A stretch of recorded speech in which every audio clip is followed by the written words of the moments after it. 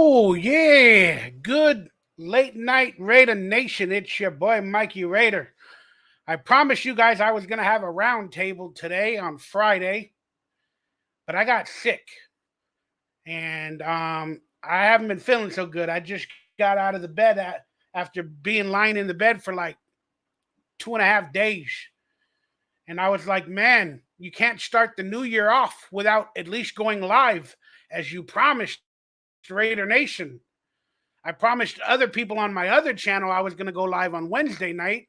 I wasn't able to get to that because I've been feeling so bad, but I was like, you got to go live for Raider Nation after sleeping for 2.5 days, basically, and lying down and watching movies and realizing, thank God I'm still alive.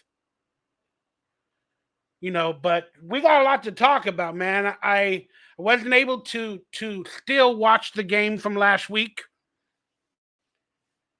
But we got the final game coming up for the Raiders, and there's a lot of headlines that I woke up to, and I just felt like go live, go live, go live, say hello to the people. So please do me a favor, guys. Share this video, support it, hit the like button, subscribe, become a member. I'm hurting financially, spiritually, emotionally, physically, but I'm still alive and we're all blessed. And that being said, I don't think I need the headphones anymore while we are talking live. So let me do this. Before we get into the headlines that are exposed, YouTube likes the word exposed because it gets the algorithm with an extra couple hundred views. So that's why I use the word exposed. All the clickbait everywhere for Raider Nation is getting even wilder. And I've had a hand in it, which is okay. But we got a few things to talk about on today's show, and we're going to do a game preview from my account. And some of you guys like my thoughts and my processes on the Raiders. And I'll be honest with you, this time last week, I thought we had it in the bag with our coaching staff and other people, but yeah, there's a lot happening. So forgive the lighting, the background. It's what I got. It's what I got to work with. The technology. Hopefully it works.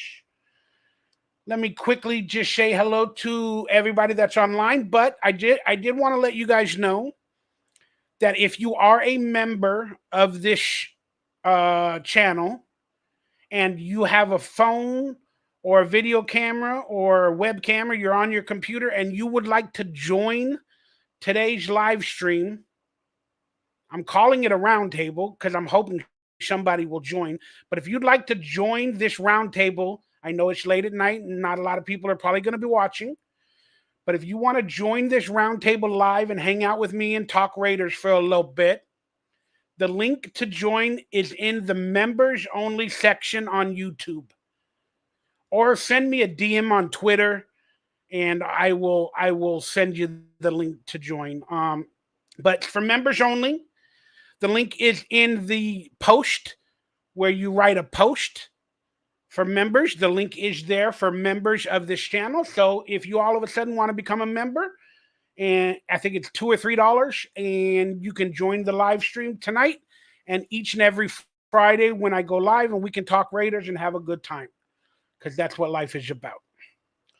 Okay, I hope you guys understand. If you'd like to join the live stream, like I said, go to the members only page. If you are a member on YouTube, click the join button on your phone or wherever it is, and go to the members only post, and the link will be there. Then I'll put on the headphones. Let's see who we got online. We got Fluffy's online. That's awesome, dude. Fluffy's a good friend of mine from San Diego. I think he's a Charger fan, but I don't know. But I love you, Fluffy. Thanks for saying hello, man. I've been so damn sick.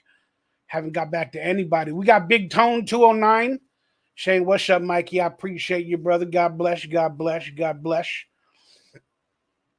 Everybody else say hello. Like I said, say hello. Let's see what's going on. All right, what are the first topics we should start on? You guys let me know, but I got a few to say. AFAKASI's online. Hey, man, AFAKASI, I think you're a member of the channel, bro. If you want to get online and talk Raiders, man, You're more than welcome to. The link is for members only. Also, if you want to hit me up in a DM on Twitter, I think I can send the link on Twitter real quick if you wanted to. But yeah, that's what's going on, man. Sorry guys, I'm like not all there, man. I've been in bed for 2.5 days. It's getting kind of crazy. Yeah, no worry, AFAKASI. I'll be online for at least an hour and 30 minutes at most. Boy. So what do you guys want to talk about, man? What's hitting your britches with the Raiders? Ooh, that was a weird whistle. What's hitting your britches with the Raiders news and the news coverage? Um,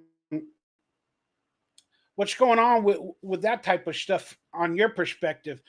And we got a few things to talk about because this is possibly the final game for a lot of the Raider players that are on the team.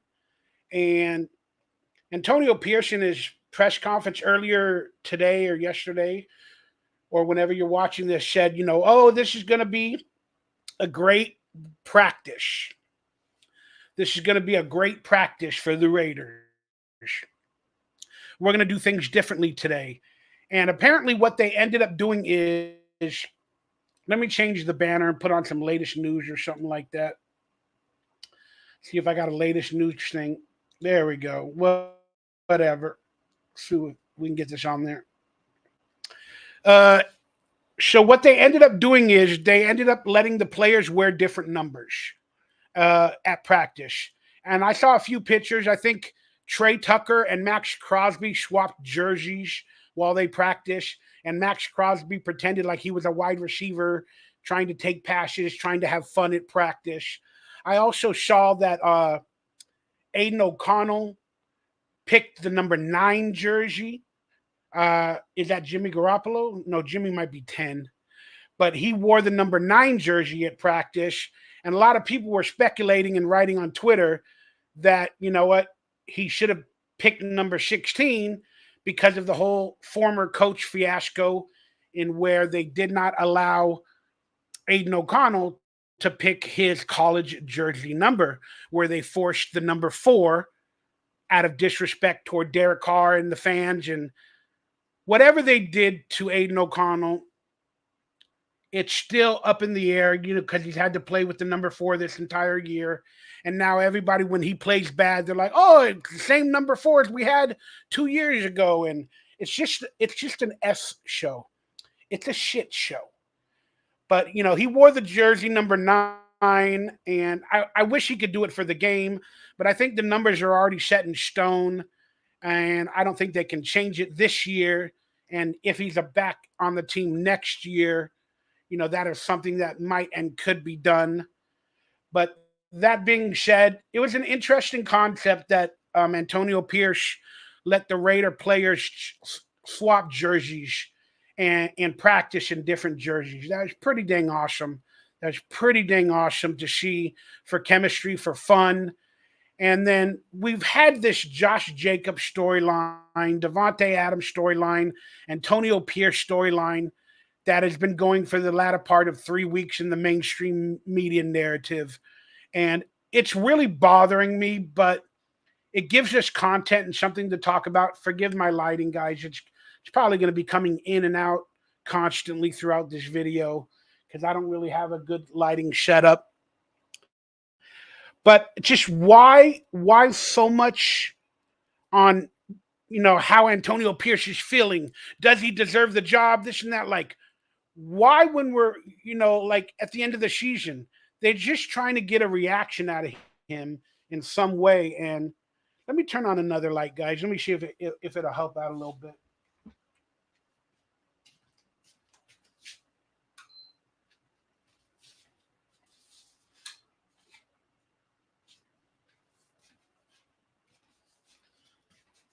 I don't know if it'll help out a little bit, but I turned on a third light.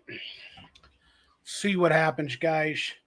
But the mainstream narrative is just, it's really, really bad. And then this week, it just started to get on Josh Jacobs and Twitter, and everybody's going wild. And the fans are divided on every which way. It seems like for the past 5 years, fans are divided in every which way for the Raiders. And I mean, the country is like that at large, but I'm just so freaking tired of it. Again, we got united after we fired our coach. We got united finally, and it was feeling good.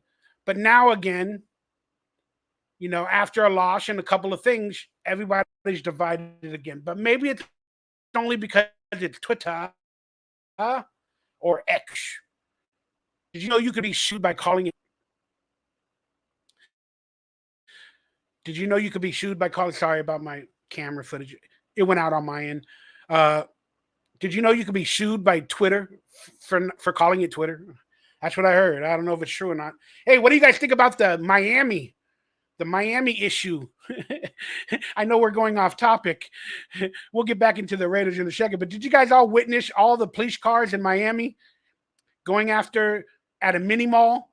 They said that there was like hundreds of police cars in Miami and SWAT teams and FBI and everybody, apparently for a group of kids with sticks getting in a fight at a mall. Well, there's conspiracy rumors that it was aliens walking around, two Bigfoot, 7 foot to 12 feet aliens. But seriously, you got to question the police response and what was really going on in that mall, because there was hundreds of police cars, FBI, detectives, with everything. And apparently for kids with sticks getting in a fight. Look that up, man. I think I posted something on my X account on my Twitter. I'm going to get sued for that. I think I posted something like that where there's supposedly video of an alien. But man, I got to get into some alien and conspiracy talk on my other channel because I love that stuff, man. It makes me laugh my ass off. But we're going to do some Raider reactions. Let me know some storylines that you guys want to talk about, and then we'll get into a game preview. Hopefully, we'll have a guest or two. Again, this is a Raiders Roundtable impromptu where I didn't have any guest planned. But if you'd like to be a member of this Raiders Roundtable, hit me up on Twitter in a DM, and I'll send you the link in a minute or two. Or if you're already a member of this channel, go to the members only post page, and the link to join is on the members only post page. All right, let's see if anybody's saying anything.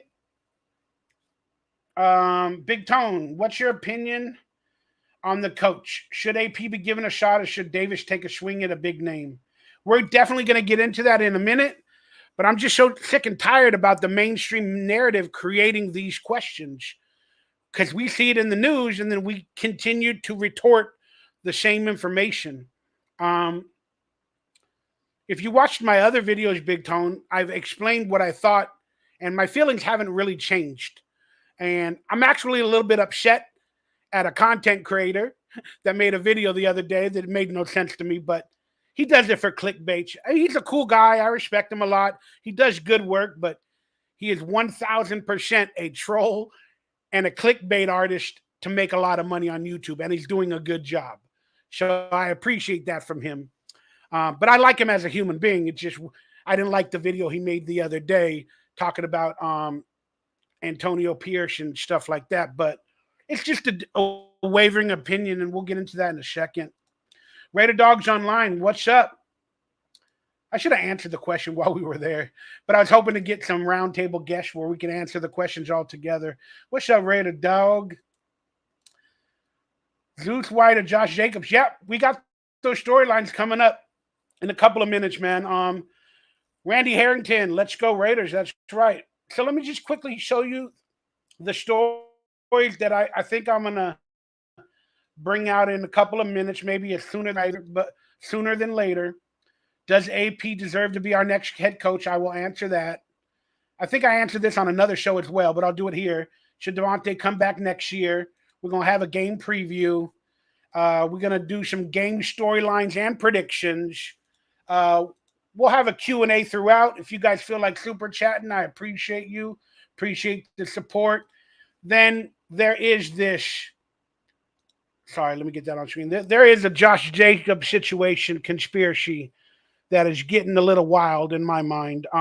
People are like, what's the conspiracy? It just, we don't know the truth of what's really happening behind the scenes. and it's got to be talked about. It's got to be talked about because I'm a big Josh Jacobs fan, and Josh Jacobs is even clapping back on Twitter to some of the fans. But again, we're expecting transparency from the team and everybody, but we clearly not getting 100% transparency. And I'm not saying Antonio Pierce is lying, but something is going on with the Josh Jacobs situation. And we'll get into that in a couple of minutes, man. Okay, so where are we? Let me get that going on the bottom. Just let people know what's up. Oh, I'll hit you up on X. AFAKASI, you're waiting for the link? Oh, on X. Okay. Let me open up the X, AFAKASI. See if I got that open. Let me copy and paste the link. And again, if you guys are on X or my Twitter, you can hit me up in DM as well and ask for the link. Let me see if I can get this going. I don't do this that much, guys. I'm not really that prepared all the time or that professional because my life is a mess. What does it say? Live viewers. Okay. How do I get out of there? What happened there? Copy.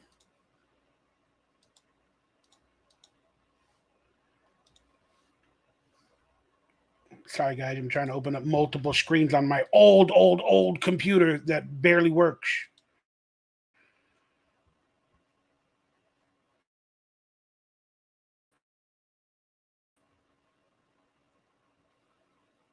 Oh, thank you, Randy. I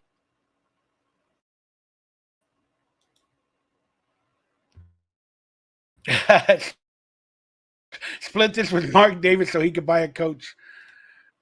Sorry, guys. I'm going to have to close up my screens in a minute. But I'm trying to send AFAKASI a link. All right, let me put on my headphones in case he gets on. Oh, boy. AFAKASI's a cool dude, man. Very chill. I saw him yelling in a video the other day. That was pretty crazy. Getting animated, baby. All right, so my screen is not working with all of these things open wide. So let me see if I can make it a little bit better. Hopefully my internet don't go out. Thank you, Randy Harrington. I appreciate you, brother. All right. Looks like he joined already. I'll give him a minute or so. Hopefully I can hear everybody. There it is. He looks like he's there. Let me see if I can add him. Can you hear me, brother? Mic check, mic check. 1 2 1 2. Yeah, I can hear you. What's going on, Mikey? Everyone in the chat. You got a nice camera, bro. You got that blurry. Yeah, how you been, brother? I saw the stream set up a couple of years back, so yeah. Yeah, he's got an amazing YouTube channel. You might have only streamed once or twice a week, but guys, check him out. AFAKASI Raider. I promise at the end of this video, I'll put a link in the description down below. You guys need to check him out. Get him some subs. He deserves it. He puts in some really good work, and he's a very quality Raider content creator, man. And he deserves some subs. Appreciate it. I see some people in the chat I recognize. BAO, all eyes, everyone. Hello. Yeah. So first off, how have you been past these past months that we haven't talked? Well, I mean, I've been watching Raider football, keeping myself invested in that, obviously. I mean, it's a part of both of our lives, a big part of both of our lives. Look, it's been, well, at least it's been interesting again since the dismissal of McDaniels. I mean, he was never my guy. I was hopeful he would turn out to be better than what I was anticipating, but he ended up being everything I thought he would be and worse.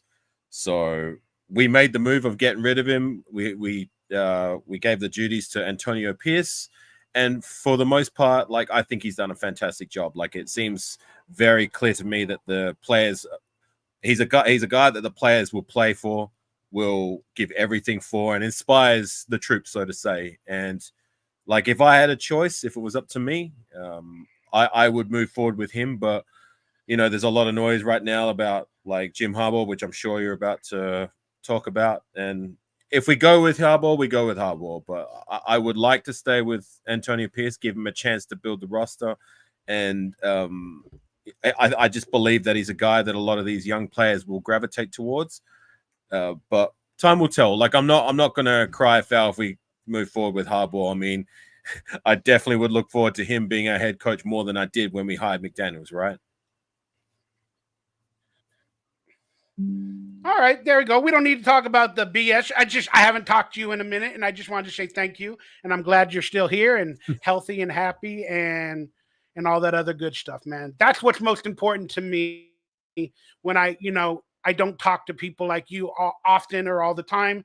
Is I care more about your well-being, your family, Okay, and I'm sorry. life I'm in good. general. I'm good. If that's what you were asking me, I'm okay. I'm good. My Oh yeah, apologies. no, I just yeah, I saw you on I think it was the Graphic Raider show or something the other day. What is it called? Raider No, Nation Today or something? no, that wasn't me. Maybe a week ago. I think yeah, it was. You were getting very No, animated. no. Really? It had to have been you. Nope. I I don't I mean, I have no I don't problems know with what that Graf means. and those guys, but I haven't been on one of their lives for years. So it wasn't Really? me. I thought it was you. I just vaguely watched it the other day because me and Graphic, we're cool. I think we're cool, but like he's too aggressive for me. And like I don't deal with like aggressive people because I'm very insecure. You know what I I mean? Like, understand. so when I'm around people like that, like, oh, what's up, or do this, and then they tell me things like, oh, I don't drink, I don't smoke. Then I see them doing it. It feels like lies to me. When they tell me they don't do Okay. something, and then I see it, I so I put him in a category. I'm like, yeah, you scare me a little too much, but I was proud of them because of Antonio Pierce. And so I made an apology the other day because I have some sort of issue with people that drink on streams and smoke on streams and talk that partying lifestyle. And I just don't approve of it. But I needed to make some money, so I'm like, I'm gonna start taking shots for a couple of dollars on YouTube. And I'm like, what a hypocrite I am, to do that. Then I started to realize that like I loved what Antonio Pierce was saying, and then he said in a couple of or press conferences or post game speeches, he's like, "We're the Raiders, we're rebels. Talk your shit, smoke your shit, be a Raider." So then I started thinking, why are you so hard on Graphic Raider and other people, Michael? So I apologized on a video, and I just said, you know what? I'm tired of judging people, man. I can't do that anymore. If I Just don't do want to your mess thing, with them, man. like Be meaning be you. You know around what I'm them for saying? Like whatever reasons, just yeah. just do your thing, man. Yeah. Again, that's why I I mean, love you, AFAKASI. Ain't no I judgment have here, my baby. own little corner on YouTube. I do my thing with my RWA guys. I actually I've been linking up with your boy Raider Critique a lot lately. He's my Yeah, guy. I've noticed. I We think I talk a noticed lot. that. So Yeah, I like yeah, Critique. Critique's a good dude, man. he Hey, is. are you monetized at all yet on YouTube? Because I think you only need 1,000 subscribers now. I do, but I'm not there yet. But like for me, it's like, look, if I get there, I get there. If I don't, I don't. I'm just happy to just make content and talk Raider football with like-minded people who are just as passionate as I am. Because as you know, I'm in Australia, so I'm literally on my own little lonely bubble. Like there's not many diehard fans of the Raiders, let alone as diehard and as passionate as I am. I dare anybody to say that they are as diehard and as passionate as I am over here in Australia. You know what I mean? I bleed silver and black. So, to be able to commune and talk Raider football and have a voice, and when people come in and they appear in my chat feed, ask me questions, it's very humbling, you know what I mean? So it's not about the subs, like it's about just the community and the love. And if I get there, cool. If I don't, I'm gonna have fun along the way.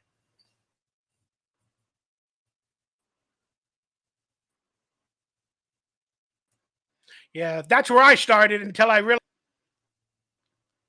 Sorry, my video seems to keep constantly going in and out. Yeah, I think you're bugging out a little bit. Did you hear that?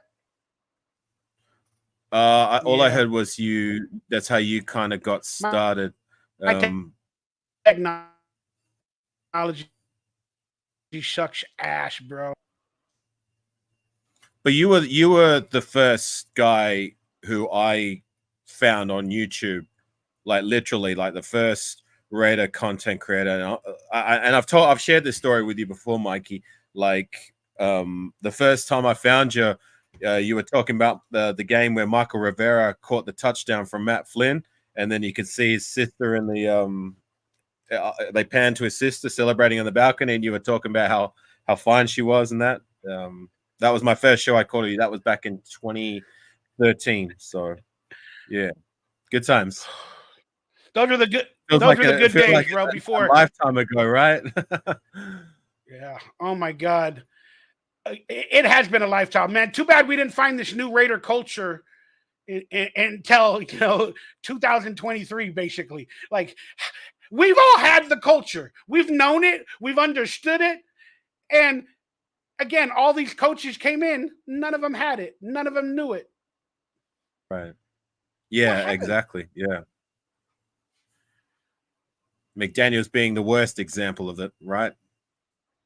Ugh, I mean, I'll be honest with you, man. I was excited because we needed somebody with, I called it stability. So I was excited at first with McDaniels, but I kid you not, after week 4 or 5 of last, not this year, this a year, 2 years ago, I started realizing how the team wasn't even playing correctly and together. And the press conferences seemed like the Patriot press conferences, where Yeah. we're on to Cincinnati, we're on to, and then I was like, yeah, something's wrong, man. This ain't right. And again, when all the Derek Carr started crying and all that, again, everybody was still in love with McDaniels. They didn't want to Yeah. point the fingers. They didn't want to witness shit. But I did, man. And a lot of us spoke up for what was really happening.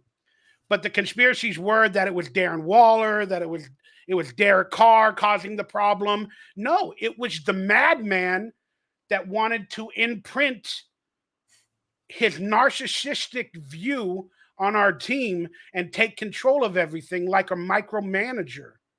I don't know a coach who has ever been more unlikable, more unapproachable, more narcissistic than this idiot that we brought in the door. And thank Christ, the worst thing we ever did was bring him in the door. The best thing we ever did was kick him out that same door back to New England, back where he came from.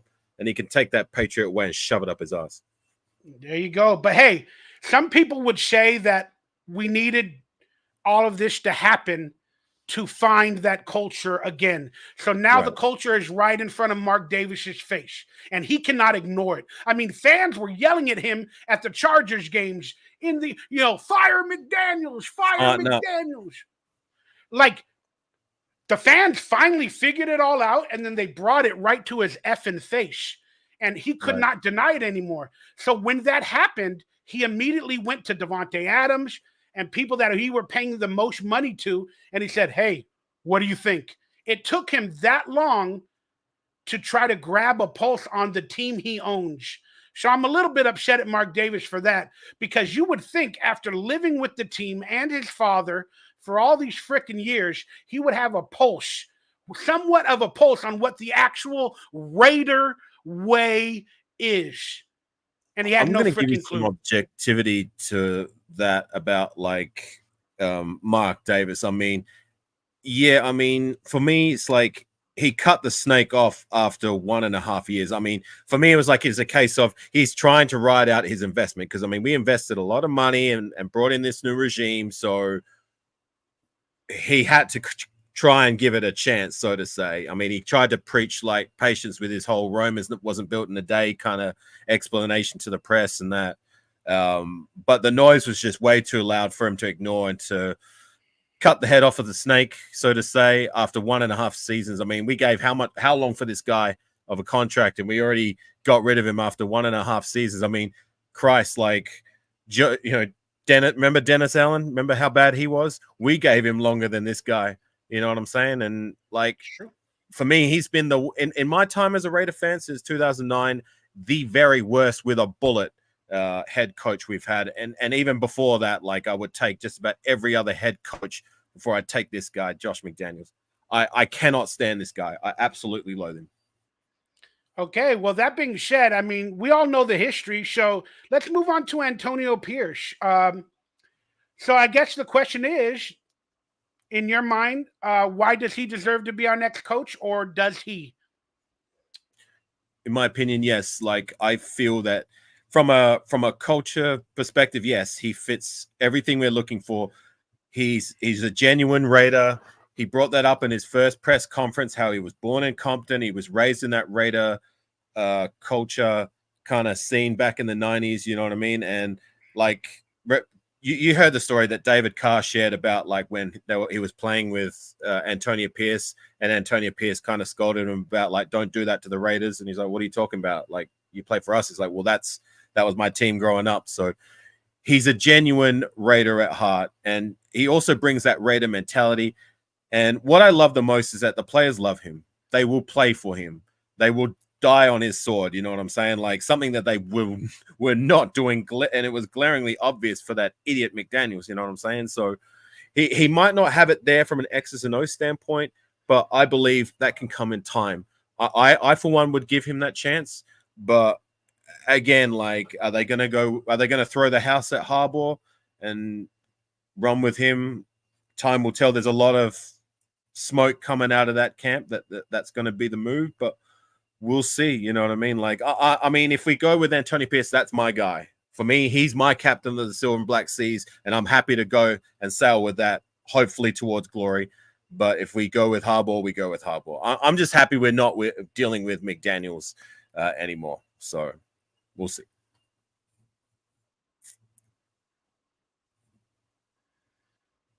I mean, yeah, it's a three-pronged question. And again, forgive my internet if it goes in and out.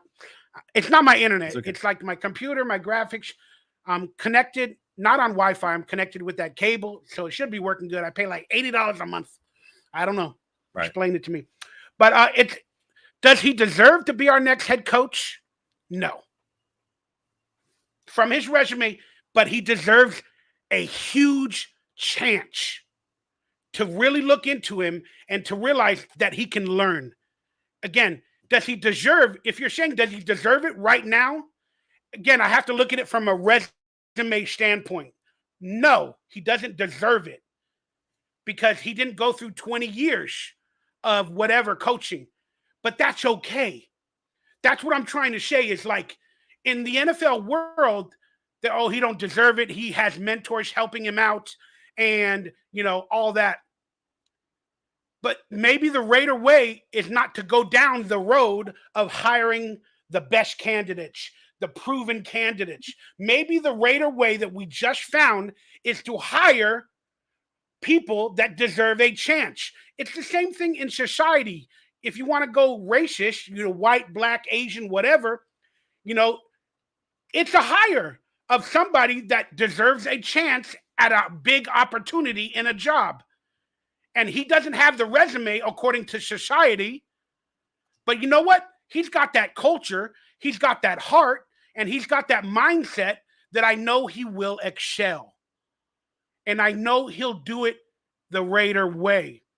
So, again, everybody can answer questions differently, but I'm saying, does he deserve it? No. But he does deserve a huge opportunity because this may be the Raider way of doing it. We've done it with the big coaches, the high expensive coaches, the Patriot coaches, the other coaches. Let's continue this way, and I've always said the Raiders need to hire from within. I always wanted a system where the coaches and the assistant coaches grow up in the system, and then they become the head coach, and then it's the official Raider way. That's what I'm hoping for. He deserves a huge opportunity. But a lot of people online, specifically the Wi-Fi Willie, he made a video the other day saying, again, Antonio Pierce doesn't deserve it because he hires mentors and he doesn't know offense and he doesn't know this about the defense or this about the offense. And I'm like, who cares? You know what? We might technically just have a motivating head coach for a year or two while he learns. Are you okay with having a motivating head coach? 100%. 100%. I mean, look at like all those things that you were talking about. That's everything Josh McDaniels was, but he couldn't motivate someone to fight their way out of a wet paper bag. You know what I mean? He was the complete opposite on the other side of the spectrum in that regard. So I do want a motivator, so to say. I mean, if he's an X's and O's guy too, then fantastic. But like for me, sometimes motivation can take you places that like if you play for someone, like it's as is the case. It's not just like with sport. It is the case with life. You know what I mean? Whether it be work or whatever it is you do with yourself. Like if you have someone as your mentor or coach or your boss, whatever, who believes in you and makes you inspired, so to say, and brings out the best in you, then that's what I want. You know what I mean? Like I want a coach, and it seems so obvious. Like that's the kind of coach that AP is, but like we'll see. Like at least if we don't retain him as head coach, I hope there's some way we can keep him as part of the team, as part of that. Like the players can kind of gravitate towards. You know what I mean? Like I hope we keep retain him in some form. Like I do like what he did at linebacker coach. I mean, to turn our linebacker core, which has been a point of weakness for how long now, to a point of strength without household names. I mean, you're looking at Spillane and Diablo and Masterson, like all guys that weren't household names before the season. And now it's, for me, like they've been a very pleasant surprise. So I do like what he done in the linebacker core. And I do like what he's done as our head coach. So I guess we're just going to have to wait and see. I just hope we retain him in some form or the other. And also Patrick Graham as well. I hope we keep him as our defensive coordinator.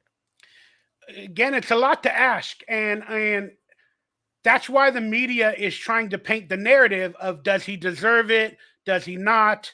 And people are getting divided on both sides of the spectrum.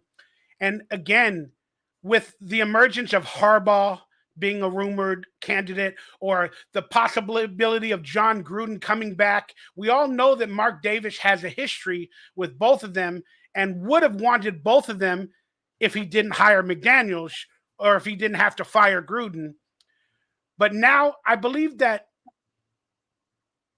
Mark Davis still will listen to the fans now that everything has happened. And I believe Antonio Pierce will be the next head coach, but he might be given a trial situation, maybe a 1 year while Gruden handles his lawsuit or whatever happens, because I still think he wants Gruden back. And they want that as a revenge story versus the NFL. They want that. They want Gruden back to come back because that is the Al Davis versus the NFL storyline that Mark Davis has never bled into. Mark is really pissed off at the NFL and he's going on his own terms nowadays. And now we found the Raider way. And wouldn't it be justice to have Gruden come back with Antonio Pierce and somehow coach together this team and retain Patrick Graham? I mean, that would be the ultimate situation if we could have that happen. How would we make that work? Would you like that? I would. To be honest, like as good of a story as that may be, I just want to win. I mean, cool stories come second to me to get us wins or get us to a position where we can be winning in time. You know what I mean? Like, say if we kept Antonio Pierce, I'm not going to expect this kind of trajectory straight off the bat, but I want to see progression at the very least. Something we weren't getting from McDaniels, right? We were sinking and sinking and sinking to the point where not just morale, but also team performance. And Mark Davis finally made the call and said, no, you got to go, bounce. So a snake is a snake. People know a snake is a snake, but I just want to win. Whatever it takes, by any means necessary, whoever's the best guy to get us there, whether it's Antonio Pierce, my guy, or whether it's Harbaugh, I'd be cool with. Like, I just win, baby, right? I'm starting to hate that slogan, though, right? I mean, I love it, but right now it's like I want stability, bro. I want less drama every year. And we kind of have that with Antonio Pierce. And I'm not trying to bring it all back to him, but we have that. Again, everybody is a little bit copacetic, and things in the locker room are being okay. They're being okay whether we're winning or not. And this, we can see it's a foundation. It's a foundation. Whether you want to stand on it and build upon it, in Mark Davis's view, the foundation is literally there now. But again, we're going to have to depart with some people, even though it's a good looking foundation. I mean, Devontae Adams is still up in the air. Josh Jacobs is up in the air. Patrick Graham with helping out what he's done. It all can't be accredited to Antonio Pierce. Patrick Graham might have another opportunity somewhere else for more money. And then it's a little bit scary of a situation to have for this offseason. We might have an offense next year that's going to look very different, and we're going to need some guys to emerge as like not just good players, but like foundational players that we can move forward with. Because to your point, like Devontae Adams, he might not be on this roster next season. We might trade him. Hopefully not. I think he's still got a lot left in the tank, but he might not want to be here anymore if we're going to be rebuilding. Josh Jacobs, thank you for your services. I don't see us retaining him unless he takes a cheaper offer, but we will see. I still believe I would rather roll with him than Zamir White, but we'll see if he's played his last snap as a Raider. Hunter Renfrow is probably another guy. He's probably going to be gone. And we're going to be, in my opinion, I think we're going to be looking at the very least, getting some quarterback competition. I don't think Aiden O'Connell's unequivocally sewed that up as the guy we're going to move forward with, but we will see next season. So this is going to be a vastly different offense, I believe, next year. But I'm just hopeful we can get some new stars to emerge that we can move forward with, right?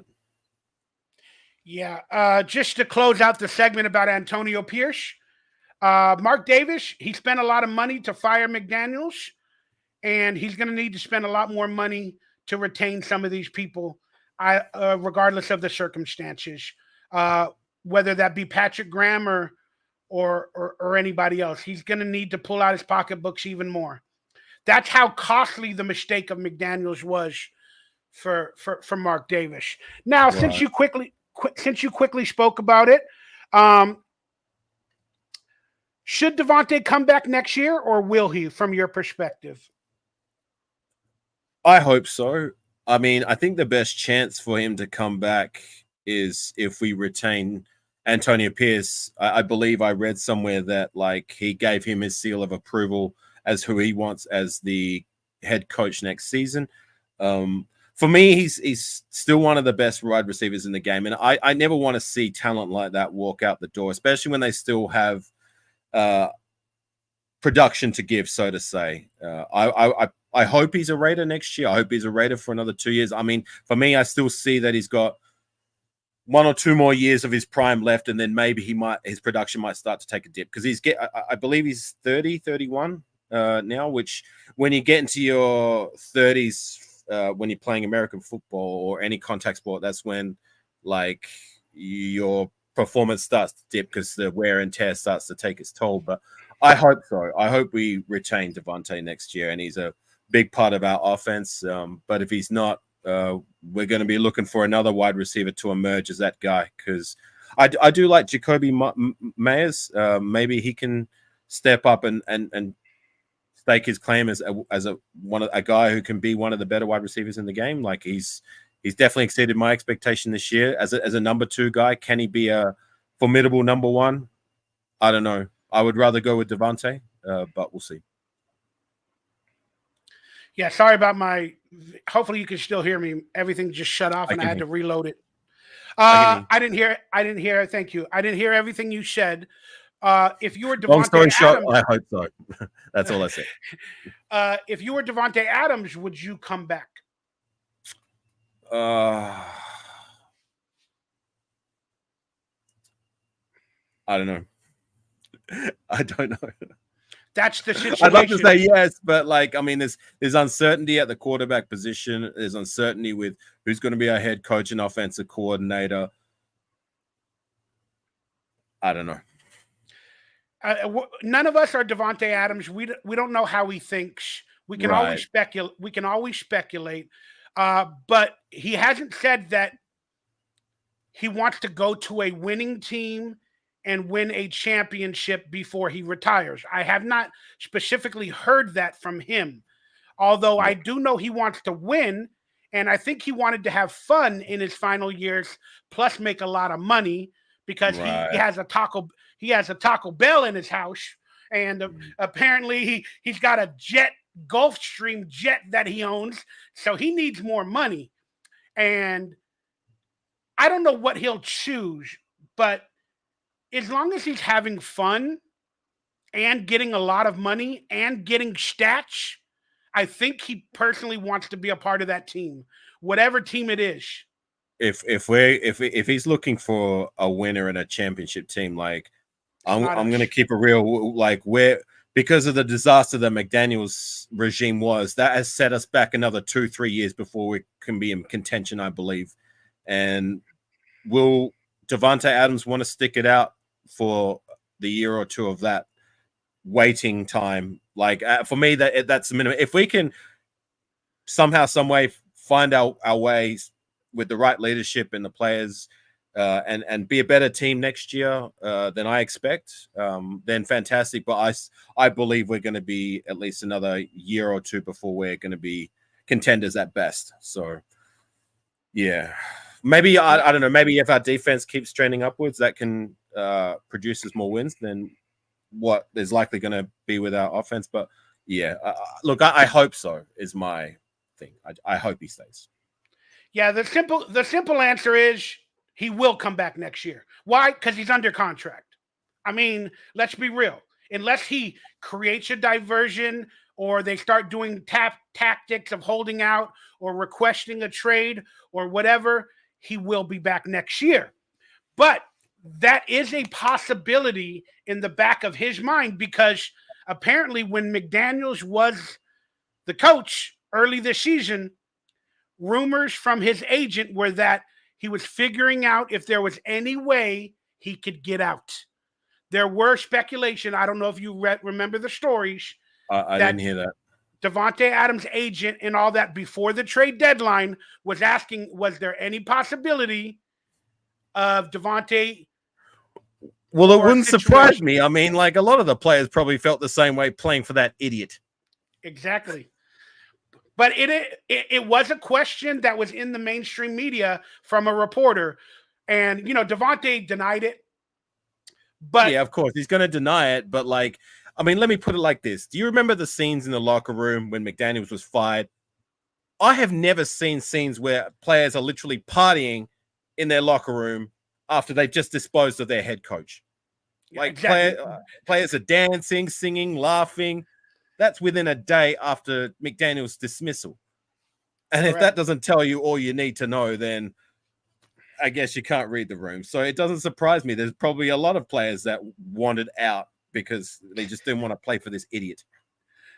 I love it when you have the accent and you technically curse, even though you're not cursing. I just love it when you get angry with the accent. It makes me happy.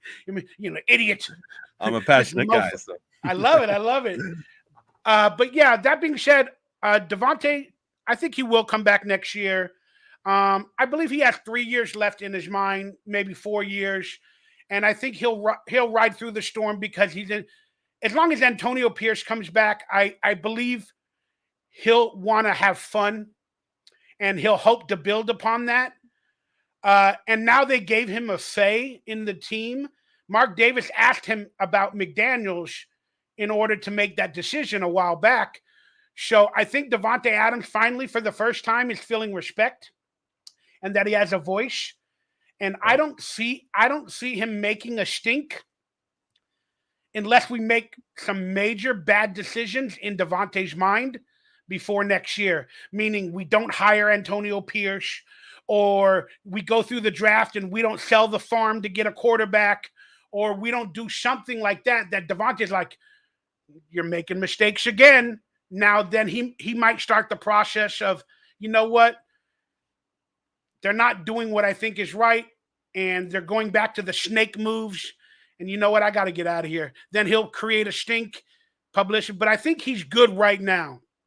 But I do think Mark Davis and Antonio Pierce, and they need to make some good quality decisions with him in mind. And I do think he's going to have a big role in mentoring Mark Davis going forward. And he'll stay with the team as long as he gets that role, in my opinion. Right. Right. AFAKASI's like, ain't nothing else need to be said, Mikey Vader. All right, let me say hello real quickly to everybody that's chiming in. We got Mark Carbone with a donation. I like AP and the passion he's brought, but hoping we land Harbaugh. Really, he's proven and will bring the Raiders to the next level, get our expectations up. Man, my expectations were up since Antonio Pierce and the team started smoking cigars and dancing and feeling like human beings instead of animals and slaves. Right. That's just my opinion. I think Harbaugh is in the same vein of Josh McDaniels, meaning a little bit of a stickler, an outlier, a little bit of hard-hitting veteran. He may be better than McDaniels personality-wise and all that, but I saw his interview this past championship Michigan game, and it's fun to watch. I don't watch college football. That was fun to watch. But I saw an interview. Apparently, he had some scandals with recruiting or this or that. And they did an interview with him pregame.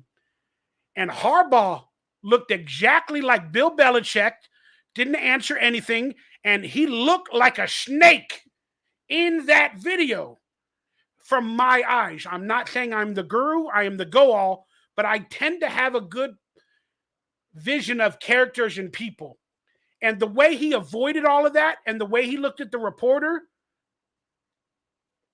I don't want to fight for that man. I'm just saying, if I was a player, I didn't like what I saw, so I am off of the Harbaugh train. If even I had 5%. Just a little take from me. I mean, I don't see McDaniels in Harbaugh being that, like, I do. Once upon a time, I used to watch more football outside of Raider football. Now I just strictly, it's Raider football or pretty much nothing for me. But back in 2012, I did watch quite a bit of football outside of Raider football. And I remember watching reluctantly some of the 49er games, right? They were a very good team. That was under Harbaugh's watch. So it was a team where Colin Kaepernick was playing at an MVP-like level. You had, what was it, Frank Gore, one of the better running backs in the game. Vernon Davis, one of the better tight ends at the time. Michael Crabtree playing around his peak. And as well as that stout defense. I mean, they had one of the best linebacking cores I can remember of any team for the last 15 years, or in my time as a fan. I mean, they had Patrick Willis, or Alden Smith when he was playing well, and Navarro Bowman, all pretty much all pros or pro bowlers. So they were a very good team at the time. They went to the Super Bowl. They lost. But I do remember the game before the Super Bowl. I think they were playing the Saints, and the Colin Kaepernick, he threw the game-winning touchdown to Vernon Davis, who was he's a pretty emotional guy. And I remember seeing the footage of him like running. He was bawling his eyes out. He was in tears. And Harbaugh was the first guy to run over to him, with his arms wide open and give him a big hug. And he's like, that's my guy. You're my guy. And that's just, it might seem small to some people, but that's just something that you will not see from McDaniels. He's a kind of guy who'd be like, yeah, great job, Boston Scrod, right? You know what I mean? Like, I see some kind of genuine kind of love for his players from Harbaugh, which I never saw from McDaniels. So I think that comparison might be a little unfair. But at the end of the day, look, whoever is the best guy for the job, if it's Harbaugh or Antonio Pierce, preferably Antonio Pierce, but I'll be with Harbaugh. And I got a bit of spit on my mouth. Yeah. Everybody go check out AFAKASI's. I hope I'm pronouncing it right, man. I got so many mouth issues. AFAKASI Raiders channel. Give him a subscribe.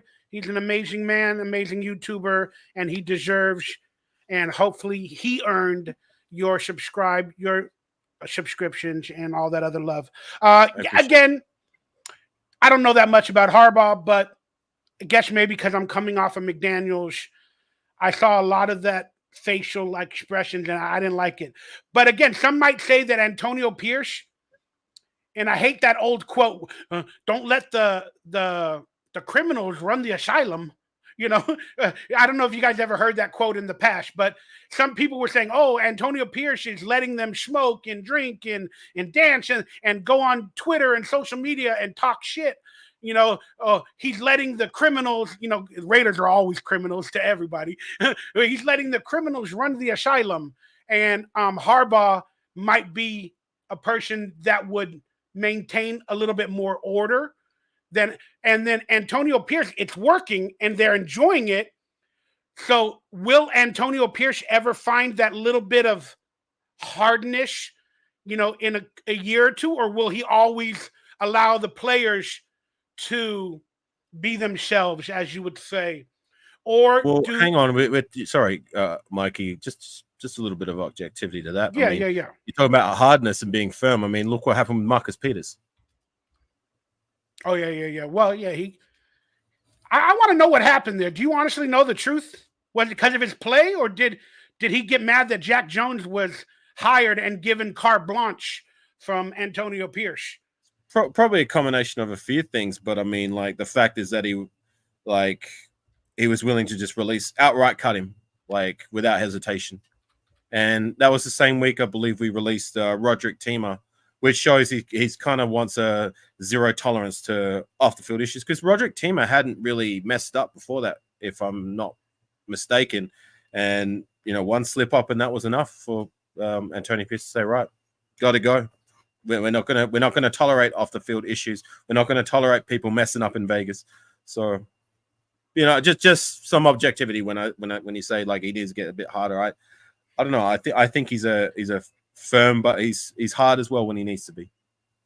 Yeah, I get that, but you know, like I'm saying, in the football lore, you know what I'm trying to say, like the lore is like, oh, you know what, the coach shouldn't become friends with the players. He's their coach. You don't need to be their best friend. And again, that's what the media and some of the fans and people are saying against Antonio Pierce. I'm just pointing out the negativity, and could it become a problem?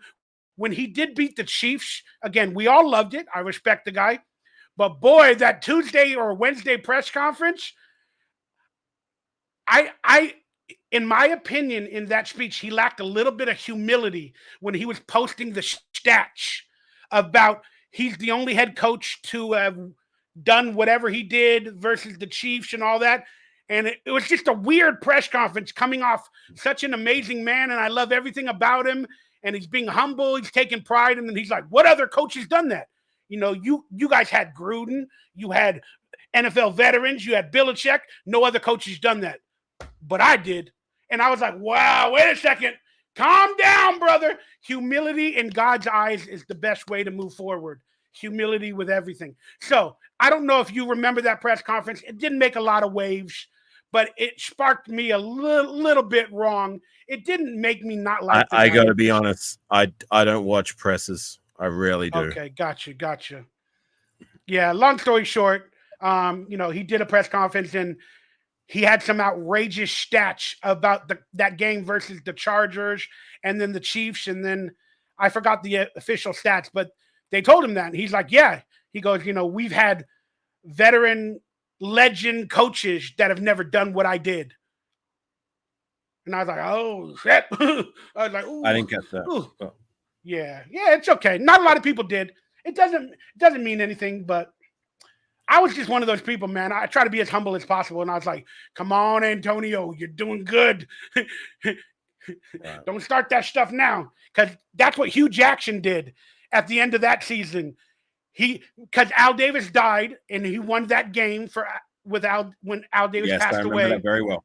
Yes. Yeah, then by the end of the season, Mark Davis, you know, he was dealing with his father's death. So he told Hugh, take a part of the team. Like, right now, I can't focus. You know, my father died and I got to deal with all the business stuff. So Hugh, every week after his dad died, got more power. Then he started taking photographers to photo shoots while he's getting his nails done. Then he won a few games and then he started speaking real good.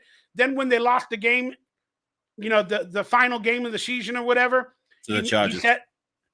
Yeah, you're better than I am, man, at remembering. Then he said, "I'm going to take charge of this whole organization." I think those were his exact words. "I'm going to take charge of this whole thing, this whole organization." And then Mark Davidson fired him like a week or so later, because And those are then we some, ran with Dennis Allen. yeah, those are some non-humble words, though. You know what I'm trying to say? When they gave Hugh Jackson carte blanche and he started feeling himself. And again, I don't like to compare Antonio Pierce to Hugh Jackson because that puts a salty taste, because I do love Antonio Pierce and I want him to be our next head coach. I love it. But I always have visions and I have like questions and things that come up. And Antonio I think Pierce, you're on your own island on that one. I don't see the comparison between the two, other than like yeah, I'm they not share the comparing. same skin color. Yeah, no, the situations. I'm talking about the Right. situations that I felt like of lack of humility at one moment, and then Hugh Jackson having photographers, and Antonio Pierce went to a bunch of events on the bye week, and then he got in the press a lot, and then he also filmed a vignette where he's in an Impala, and he's throwing up Raider symbols or whatever to the Raider fans. And I was like, "Oh, don't let you become a celebrity. Not right now. Calm down a little bit. Let's just please become the head coach. We can worry about that stuff later." That's what struck my fancy. And I saw Hugh Jackson in my mind. I went, "Oh shit." So I made a Twitter post about it and everybody went off on me, like always. What's Raider left a comment there and salute to you. It's good to see you in the chat. Oh feed. yeah. You're saying I would take Hugh as OC right now. Yeah, I actually, since you're talking about Hugh Jackson, I loved what he did from an offensive play calling standpoint during that 2010-2011 era. I thought that was some of the most creative offense that I'd seen, despite us having like on paper, like our offense was, we had Darren McFadden, then we had a whole ragtag bunch of wide receivers and, Darius Heyward-Bay, Jacoby Ford, Lewis Murphy, Denarius Moore, guys I like, but no, we didn't have a Devontae Adams, you know what I mean? And I think, did we have Zach Miller still? I believe so, or Brandon Myers. But we were a very creative team. That's those 2 seasons I remember, and I do like what I see from an offensive coordinator standpoint. From a head coaching, not so much, but I do have some positive memories of Hugh Jackson in my early days as a Raider fan. Especially that game you talked about, the post-Al Davis divine interception game. That's a moment I will never forget. The Texans game, baby, where there was only what was it, 10 men or 11 men or 10 men on the field when the interception. Al was the 11th, and then 12th or the Michael 11th, Huff was the guy who intercepted the ball, and then I'm not gonna lie, I've spoken about that game a few times on my own channel, and I bawled my eyes out after that game. I'm not afraid to say that. Like, that's how much. Yeah, that video was special. That video that they made a couple of weeks later was special. Right. I wish and hearing like Greg Papa's play calling as well. If you're a Raider fan around that time, that's definitely a moment in a game you never forgot, and I most certainly did not. You're right. We were all on toes and knees, and we were all crying. Every one of us, myself included. I bawled my eyes out. I'm not afraid to say it. At the end of the game, we were just. You know what? You brought back some memories for me, man. Oh, you're right. Emotional time for if you bleed silver and black, like I believe everybody here does, then like that was definitely probably the most emotional game that I've been a part of since I've been a Raider fan. So, yeah, R.I.P. to the Godfather. Yeah, there's so many storylines going into this off season, man. That sorry, I took you off on accident. How do I fix it? That I just don't want any more storylines. I want everything to be set in stone going into the off season and in the draft. And I'm just tired of all these decisions. Like there's 10 decisions every year that we need to make this team better, and we're not going to get all 10 right. Like we need to get 60 or 70% of them right to even have a better chance. And I'm just tired of it. And I wish they could hire Antonio right now, but legally they can't. And I understand that. The other thing to take into consideration, sorry to cut you off, Mikey, is that like, you're talking about getting the moves right. Like free agency, at least I believe it starts there, right? The off season, like players come and the players go. But like now that we're going to have someone else, whether it be Antonio Pierce or Jim Harbaugh at the helm, it's gonna be more of a enticing option for free agents to come to. I mean, like if you connect the dots, like do you remember last offseason how many former Patriot players we signed over and we weren't really drawing from outside of the Patriot well, so to say. You know what I mean? And it just screamed for me when you look at it now, it's like maybe it was because players just didn't want to come here and play for McDaniels. And whether we have Antonio Pierce, a guy who is glaringly obvious, like players gravitate towards and inspires young players and brings out the best in them, or we go with Harbaugh, a guy who's had success before and is an X's and O's guy. And, you know, he is, to me, like he does have a personality and is a motivator, so to say. Like time will tell, but it's definitely going to be more interesting come free agency as well as the draft. Like I think, you know, the draft for the last couple of years under the last regime, in my opinion, could have been better, but we'll see. No, you brought up a very valid point. And again, that's one of the great things about, let's call it the culture shift, the Raider way.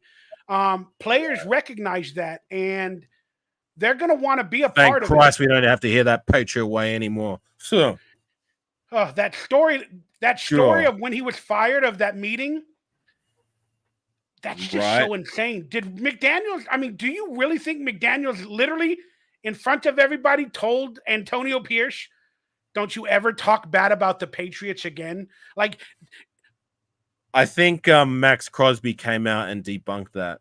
So, but at the same time, Pat McAfee, I saw that. Whether it was true or not, like it wouldn't have surprised me, being how unlikable and just so unaware of the way he's rubbing his players and his staff the wrong way. You know what I mean? Like even us as fans looking at it from the outside could see it.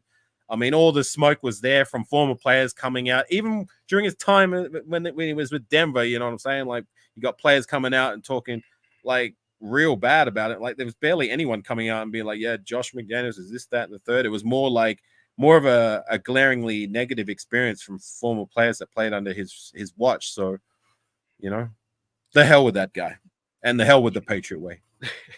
Yeah, just to end that storyline. But the rumors was that he told Antonio Pierce not in front of the players. So Max Crosby technically can't debunk it because he wasn't there at that exact moment.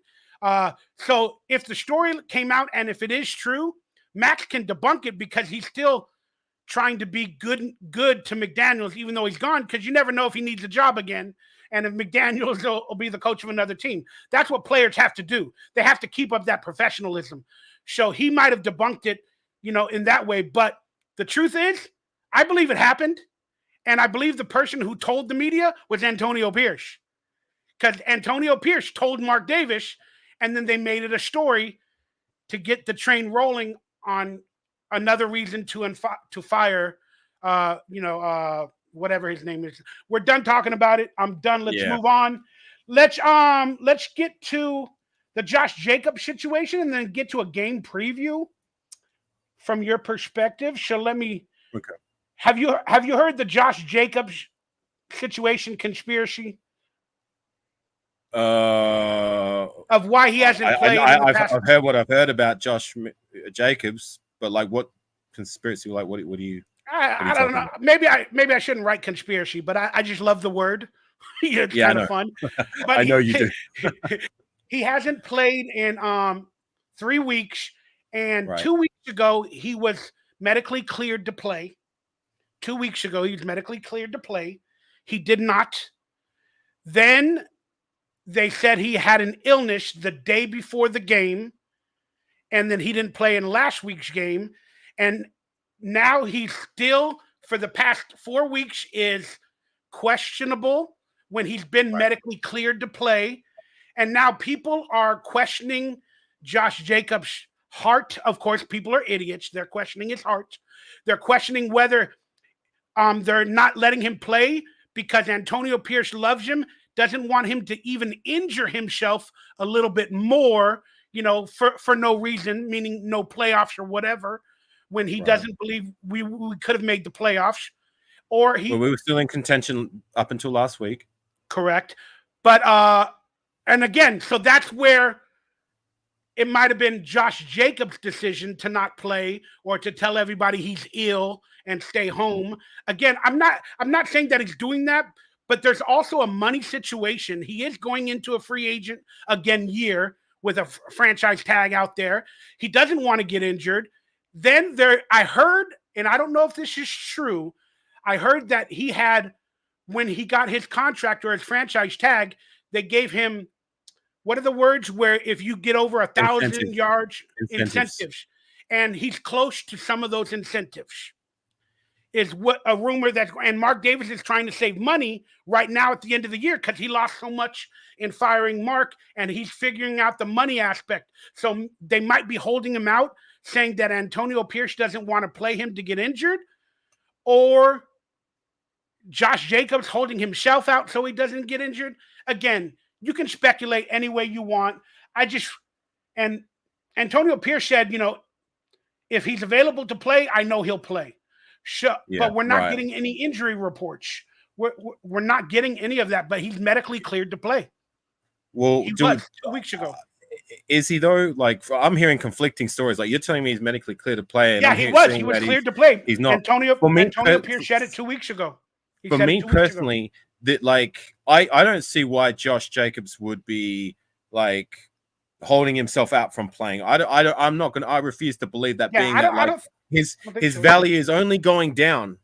The more he's not playing, the more he's Correct. not out there, and the more that like his role may be being taken over by Zamir White or whatever it may be, like he's only doing detriment to himself by deciding not to play. And I don't see that from Josh Jacobs. I don't see why it would be in his best interest to do that.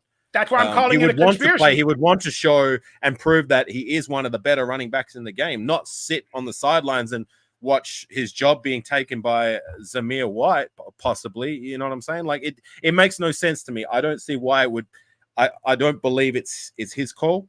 I do believe that it is that he's hurt, but like if he's not hurt, then I don't believe it's his decision to be sitting on the sideline, because at the end of the day, his value is only going down, and that's to the detriment of his long-term future contract negotiations. Other than like trying to keep yourself healthy, all right, I get that point, but like, yeah, he's only devaluing. He would only be devaluing himself, and I don't believe that's what Josh Jacobs wants. And to me, he's a Raider at heart. He wants to succeed here. He wants to be here. And I don't believe that. I don't believe to the otherwise. But like we're here talking about Josh Jacobs. Like I hope he's back next season. I mean, we do have Zamir White, a guy I've been highly critical of up until 3 weeks ago, when he finally started to show some things. Like he started against the Chargers when he got his chance to start, and I thought he had a decent game. And then against the Chiefs, he had his breakout game. Fantastic. Happy to see it. Happy for him to prove to me that he at the very least can play, because up until then, I wanted him gone. I was like, this guy hadn't proven nothing, being that we drafted him. This is his second year, nearly the end of the season, and the guy has twice as many fumbles as he has touchdowns, which is 2 and 0. And like for me, when I'm watching him running on tape, like I mean, I'm no expert, but he just seems to just run the wrong holes quite often. But he definitely proved to me wrong. Like I'm willing to admit that there is a place for Zamir White. Whether he's the guy we're gonna ride off into the sunset with, like I'm not sold on him being the guy that we're gonna build around a running back core, being the feature back. I'm not sold on that yet, but if he is that, he is that, and if he can prove to be that, fantastic. I still believe Josh Jacobs at a fair price, might I stress. Like I don't want to throw the house at him, but like I said, his value has only come down since he hasn't really been playing, and he had a bit of a down year. Granted, he did run better when, the whole team was playing better once Antonio Pierce came in, and just the morale was a lot better. The offensive line had been a lot better as well. So, we'll see. But like, I would like to run with Josh Jacobs. I believe he's still got some of his best left back in the tank. But if we don't, thank you for your services. I for one, am going to look back on Josh Jacobs' career and appreciate the good things that he did. I mean, the second highest rushing year from a Raider running back in the history that we've had. Multiple 1,000-yard rushing seasons, as well as like 2 or 3 Pro Bowls. for me, like I would rather look at that and say yes. He will go down as a guy I'm going to remember 10 years from now. Hopefully we retain him, but if we don't, if we move forward with Zamir or whoever, so be it. Yeah. I'm the biggest Josh Jacobs fan again, but I live in the world of headlines, and I always think of the questions, and I'm like, we got to ask them, whether we don't know really what's up all the time. There's a lot of lack of transparency. And then I would recommend, I know you don't have the time, you're a busy dude, but if you can, watch the pressures, because Antonio Pierce or whoever will say things, and then you'll be like, hey, wait, I thought Antonio Pierce said that he was medically cleared and he's good to go. And then 2 days later, oh, you know what? He's questionable. What happened? There's just a lot of questions that can be asked. And again, right, you would say he would want to play, and I get that, but there's no guarantee he's coming back next year to the Raiders.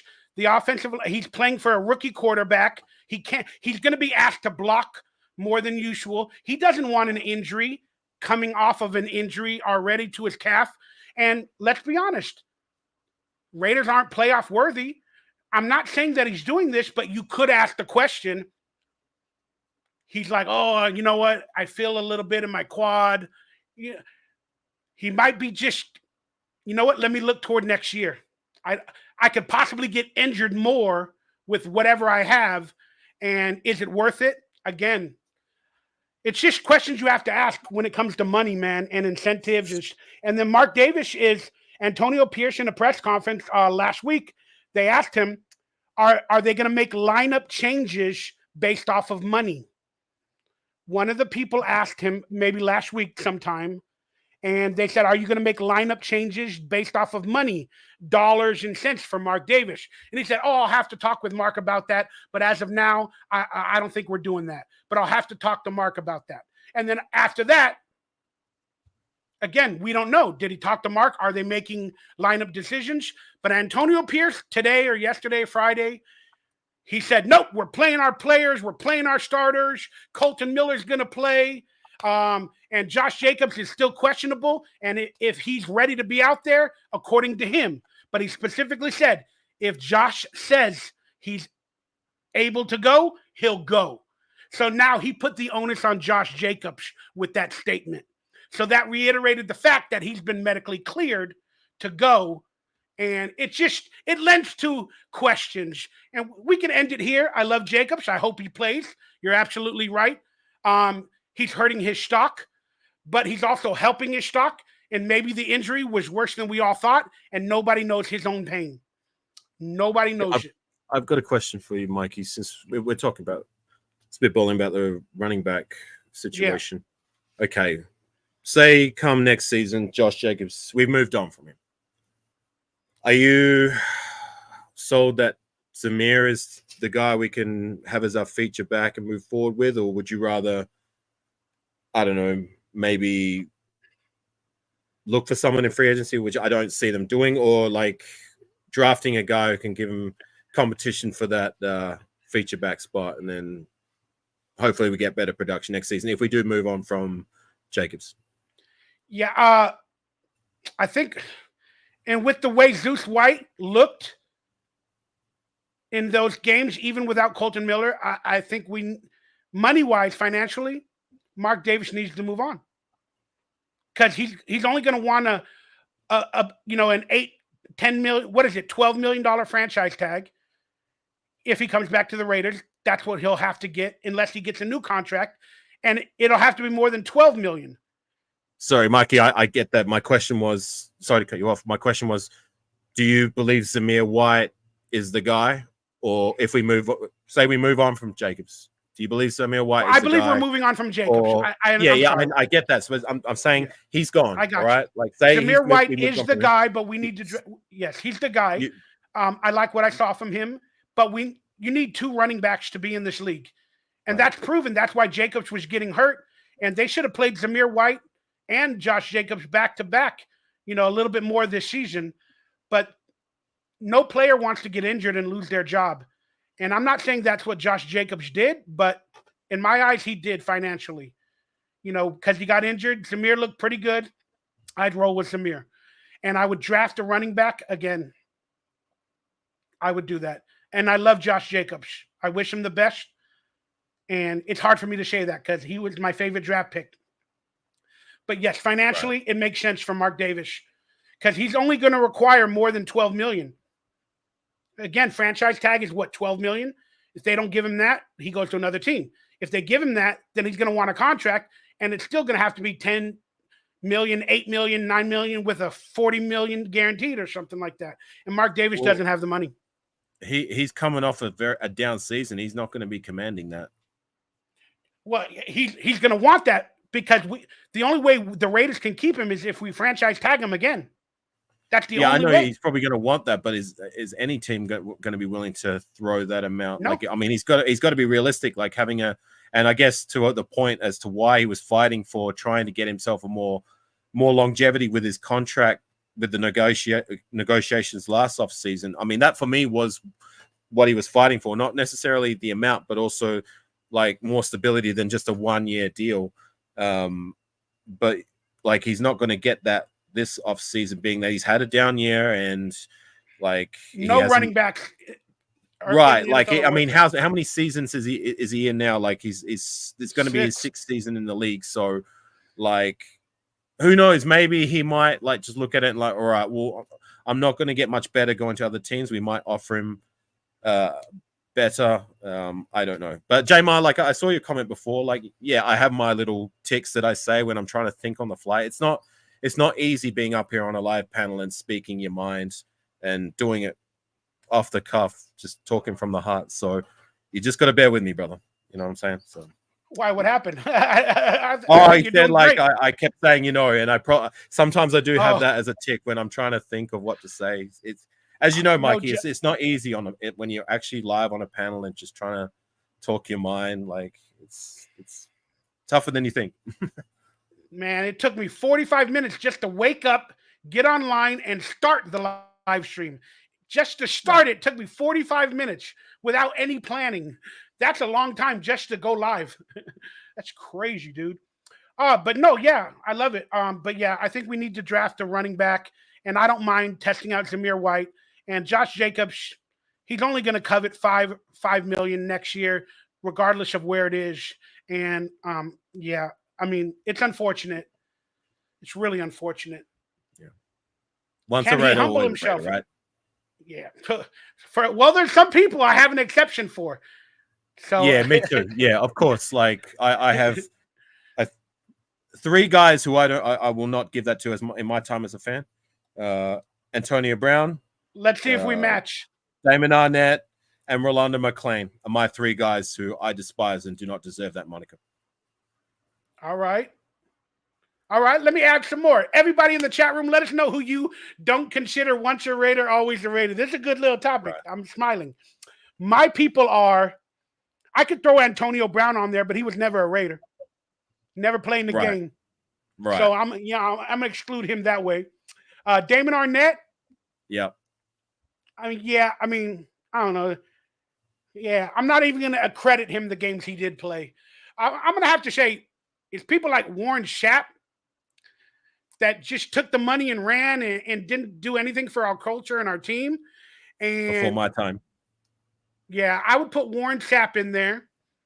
God, that's a good question. I know I had a couple in my mind. Would you consider Rolando McClain? I despise that guy. Cannot stand him.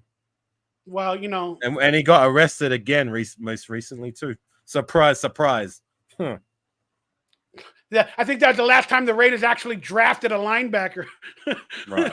But do you remember the last time remember that picture of him getting arrested and he's like this with that striped shirt on? And then he had a fight with the coaches last practice session. And he was he said something along the lines of, "I'm not here to be a Raider. I'm only here for the money." And I think he got into a fight with one of the coaches, and I think Tommy Kelly of all people. Huh. Oh, I love you really Tommy want to be Kelly. Fighting Tommy Kelly. I love Uncle Tommy. I miss him. Me too. I had many videos on him. Okay, there we go. I couldn't think of people, but we got Attic saying Jamarcus Russell, Randy Moss for Big Tone. Yeah, Randy Moss gets a lot of flack. Alex Leatherwood, Damon Arnett, Antonio Brown. Well, Leatherwood, like, I mean, for me, he just wasn't it from a skills perspective, and like emotionally, he kind of cracked as well. But like, he wasn't like a head case like those other guys. You know what I mean?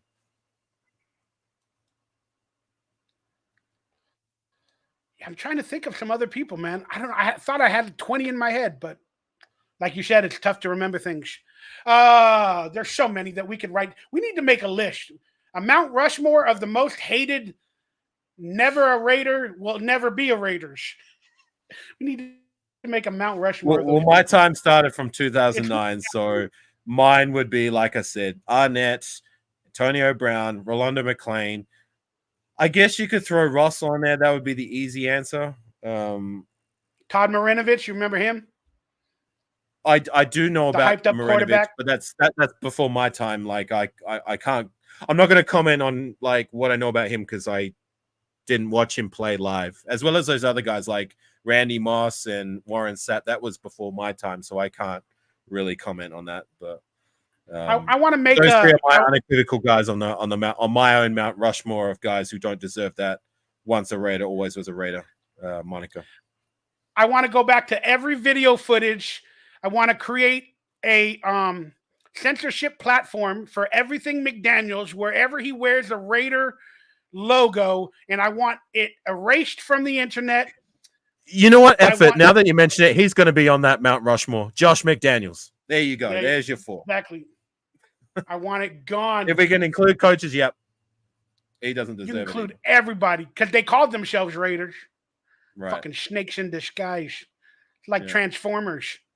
McDaniels would be the middle head on that Mount Rushmore of don't deserve to have that moniker. If McDaniels was a transformer, meaning a snake in disguise, or a G.I. Joe, which one would he be? Well, who's the biggest jobber out of the bunch? Like who's there's Snake Eyes for G.I. Joe, but there's also the Cobra Commander. Yeah, but Snake Eyes is cool. Like you can't like relate McDaniels to something that's cool. You're right. Cobra Commander.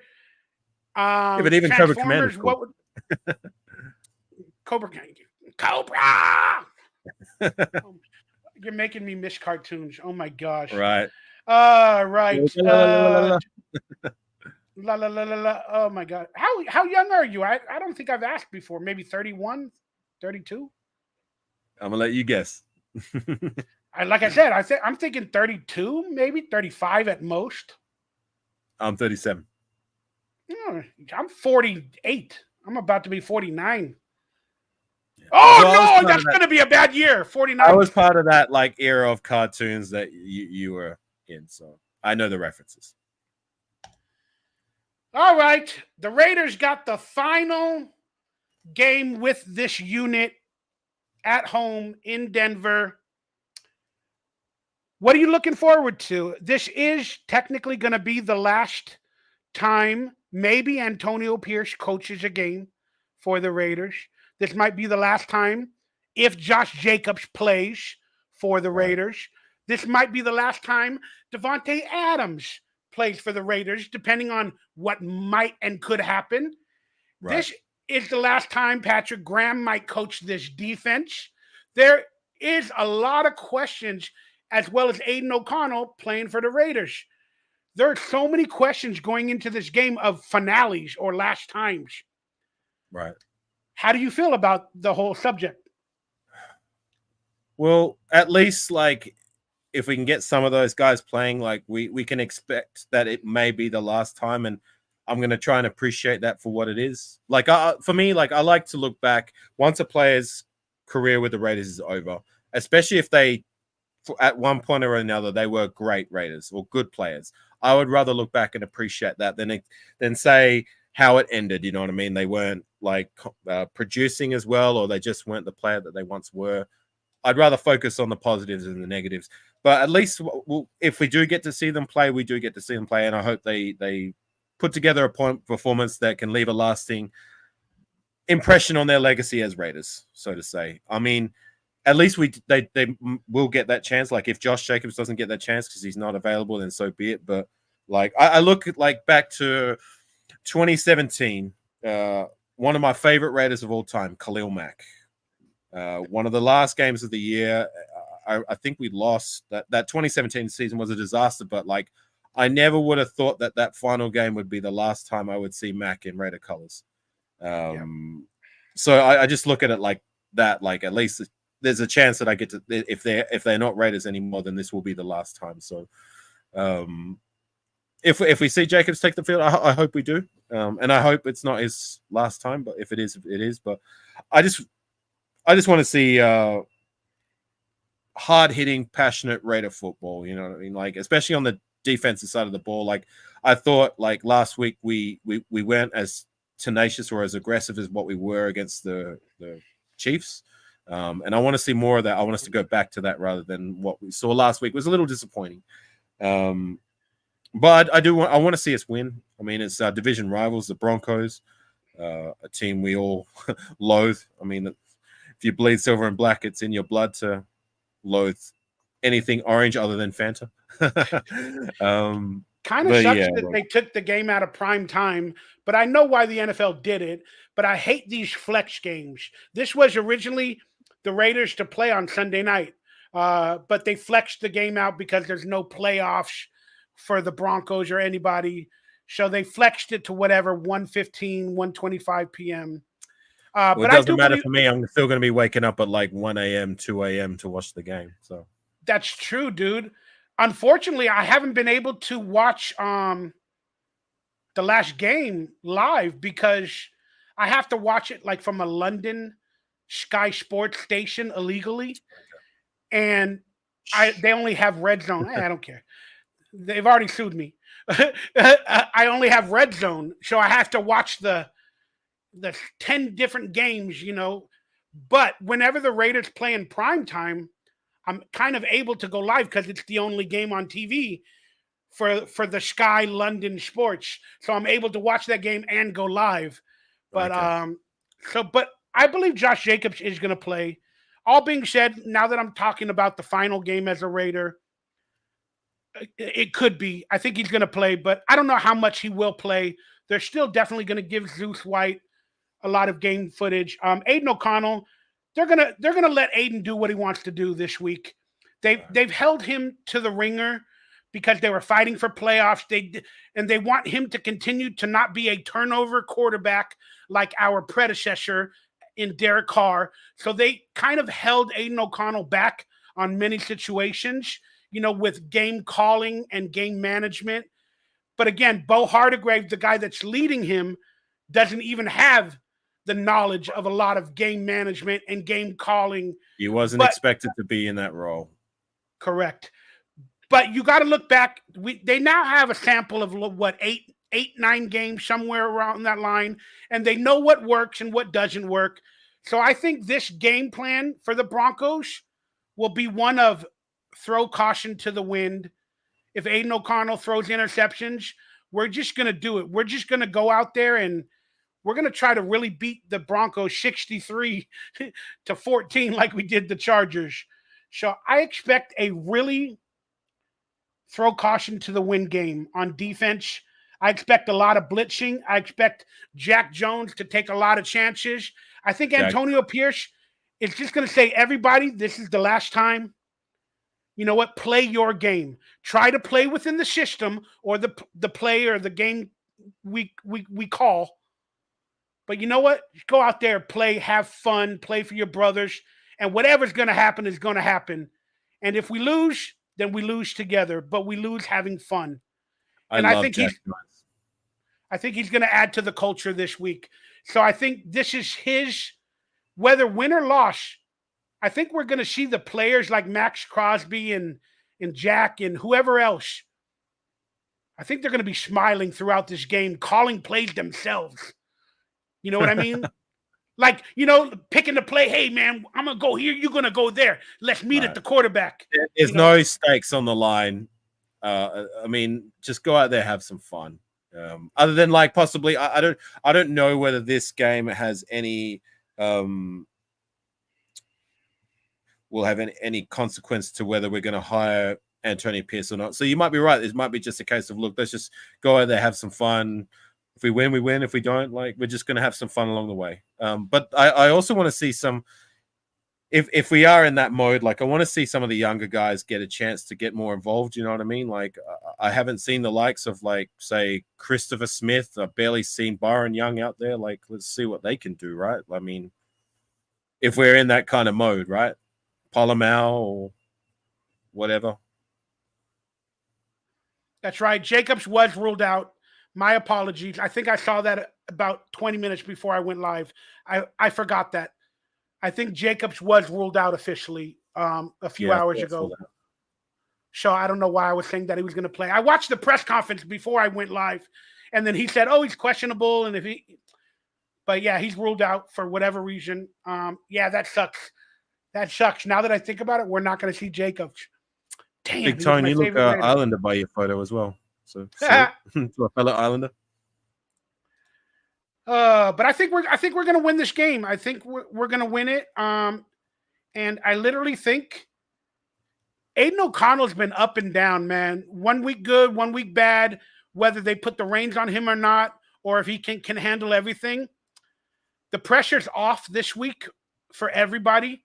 And you were saying, and I believe the reason why Antonio Pierce, we talked about it earlier, why he, in my opinion, didn't humble himself correctly. But I think he was told that, you know what? I'm pretty sure he got a vote of confidence from Mark Davis around that time after beating the Chiefs.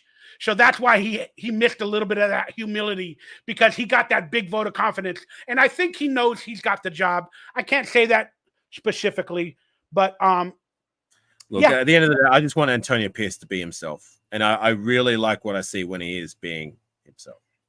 Correct. That for me is what I see a Raider should be. And I love how he said he wanted to run the ball 20 times a game or more, because he knows that the run game sets up the pass, especially with a rookie quarterback. So I expect that again, but I expect this week to be the opposite of everything he's done. Meaning, I think they're going to pass way more in this game than normal. I really do. They're going to try to make a name for Aiden O'Connell to be a backup, whether it be with the Raiders or anywhere else in the coming years.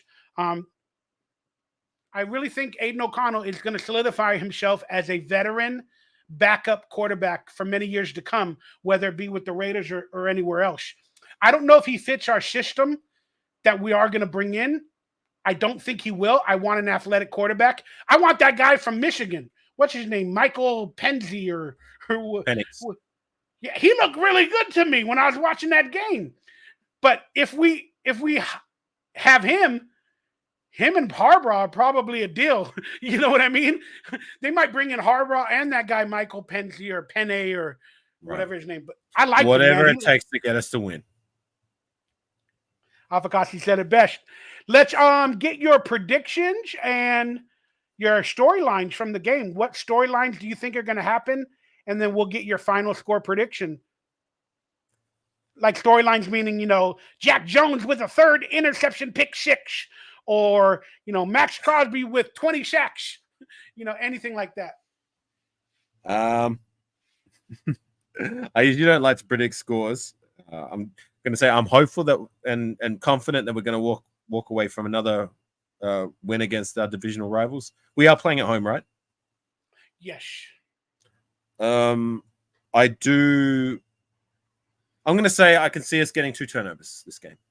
It was a little disappointing we didn't get any turnovers last game. We got 1 forced fumble, but we didn't recover it. But I see our defense having a return to form, so to say, this week. Offensively, I don't think Josh Jacobs is going to play. I think Zamir White's going to continue to carry, and I think he's going to run hard this week, much like he did last week. I see Devontae Adams getting his catches and maybe getting a touchdown or 2. And I see us doing enough to get over the line and winning by less than 10 points. Yeah, the game's happening. I'd like to say it's going to be a blowout, and I'm hopeful it's a blowout. I want to see us kicking us and taking names and a performance much like that Charger game, much like remember was it 13 years ago when we beat the brakes off the Broncos 54 to 54-13 or something that like was that. my very first Raider beatdown I was able to watch with my own two eyes, and one of my earliest memories. And if we can get another one of those, fantastic, before we can wrap up the season. So yeah, I mean, let's be that's honest. my takes. Yeah, you're exactly right. The Raiders they're not only playing a finale game for many players, maybe coaches, staff, so on and so forth, but they're playing at home versus a vaunted rival, but they're also playing for pride as well. Denver for Sean Payton, and we got Jared Stidham coming in the same scenario in which Derek Carr was benched, where he has to close out the season for the Broncos as he had to do with the Raiders. And you know that he's going to want to get, I don't technically call it revenge because McDaniels is gone, but Jared Stidham is going to play at home for the Raiders, for the Broncos in a final game of the season. And he wants to solidify himself maybe as a starter next year, if not a backup again. So they're going to play with pride as well. It's going to be a real tough fought game. Sean Payton. Well, let's hope not. Let's hope he doesn't, have a Nick Mullins, that Badgent guy from Chicago type game. We make him look like friggin' Sam Howell. Remember Sam Howell for Washington? We make Stidham look like Stidham rather than making these somebodies all of a sudden nobodies. But I'm confident our defense will be able to do just that.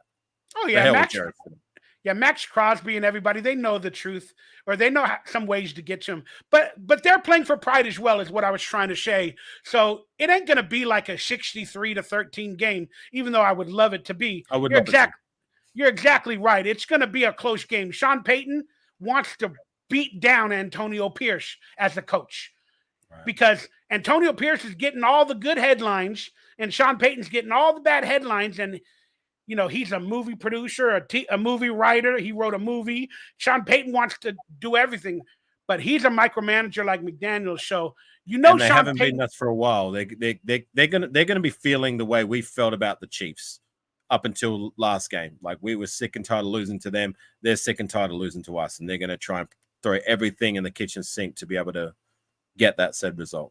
Correct. And then here's the other observation that not that I'm talking about it, but I'm going to troll everybody. Our quarterback might be on the other side of the field next year, or our quarterback next year might be on the other side of the field, and he might meet Antonio Pierce, and they build up a friendship this game. I don't know, man. I don't see him being the kind of guy that's an Antonio Mates friendship. I don't want it either. I don't want it either. He's a bad culture fit, man. He's such an like, from a skill perspective, yes, he's had some he's done some things in the league. At one point in time, he's one of the better quarterbacks in the league. He led the Seahawks to a Super Bowl, right? As well as that Legion of Boom defense. But that guy's a dick, man, and he doesn't have that Raider personality or culture fit. Correct. Like, I don't see it. I don't see it happening, man. I see it. He's a bad culture fit for the Raiders. No friggin' way. Again, I completely agree. But then if you want to speculate, you got to look at the finances, and then we could get a quarterback for on the down low for maybe $1.2 million, whatever the veteran minimum is, because Denver are going to release him. They're going to take on the dead cap hit, and they're going to have to pay him. Then he can get signed by another team for the veteran minimum, which is like $1.5 million. So therefore, we get a starting possible caliber quarterback for $1.5 million. Maybe we keep Aiden O'Connell. Then maybe we draft another quarterback. Again, it's a scenario that's interesting. We're going to talk about it all off season. But I don't want him. But it's in Vegas. Sierra wants a residency in Las Vegas. Sierra could be the halftime performer. Russell Wilson is a Hollywood MFer, meaning he wants to be a celebrity. He wants to be famous. I'm just saying the stars are aligning that it's a possibility. I'm not saying it's he's a dick, man. He's a dick. He doesn't have that Raider mentality. No friggin' way. Correct. He can go to the Patriots for all I care. He would suit being there, being the squares that they are. He just does. I'm sorry, Mikey. Like, I just refuse to believe he has that. I'm just throwing out a theory. I'm just throwing out the possibility. It is there. It is there. The possibility is there, brother. Whether we want it to happen or not, which we don't. We clearly don't. Of course. Again, The new Raider possibility's way. there, but I just don't see it happening. It's scary though. But wouldn't that be a Mark Davis way of hiring the celebrities, the popular people to save money? Think about that. It scares the shit out of me. I don't care about that stuff. I just want wins. I got you. My storyline is Max Crosby is going to ball out. He's going to have 3 sacks against Jared Stidham. Aiden O'Connell is going to throw for over 300 yards for the first time in his career. Devontae Adams will have over 100 yards. Jacoby Myers will have over 100 yards. And Zamir White will have over 100 yards. And Jack Jones will have 2 interceptions. Gee. If we're going to be putting up those kind of numbers, we're going to be beating that team by at least 20 points. You could throw for over 300 yards and still only have 2 touchdowns. And 2 receivers with 100 yards and a running back with 100 yards and a cornerback with, what, an interception or 2 and 3 sacks from Max Crosby? I mean, we get that kind of production, we're beating their behinds. And there to my prediction. I believe the Raiders win 33-23.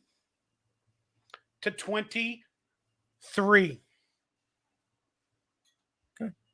I think it's going to be a shootout. Everybody's expecting low numbers, but I think both teams are going to be shooting it out, and it's going to be a wild game to end the season, full of fun and love and all the speculation about Russell Wilson being the Raiders quarterback. We get to look forward to.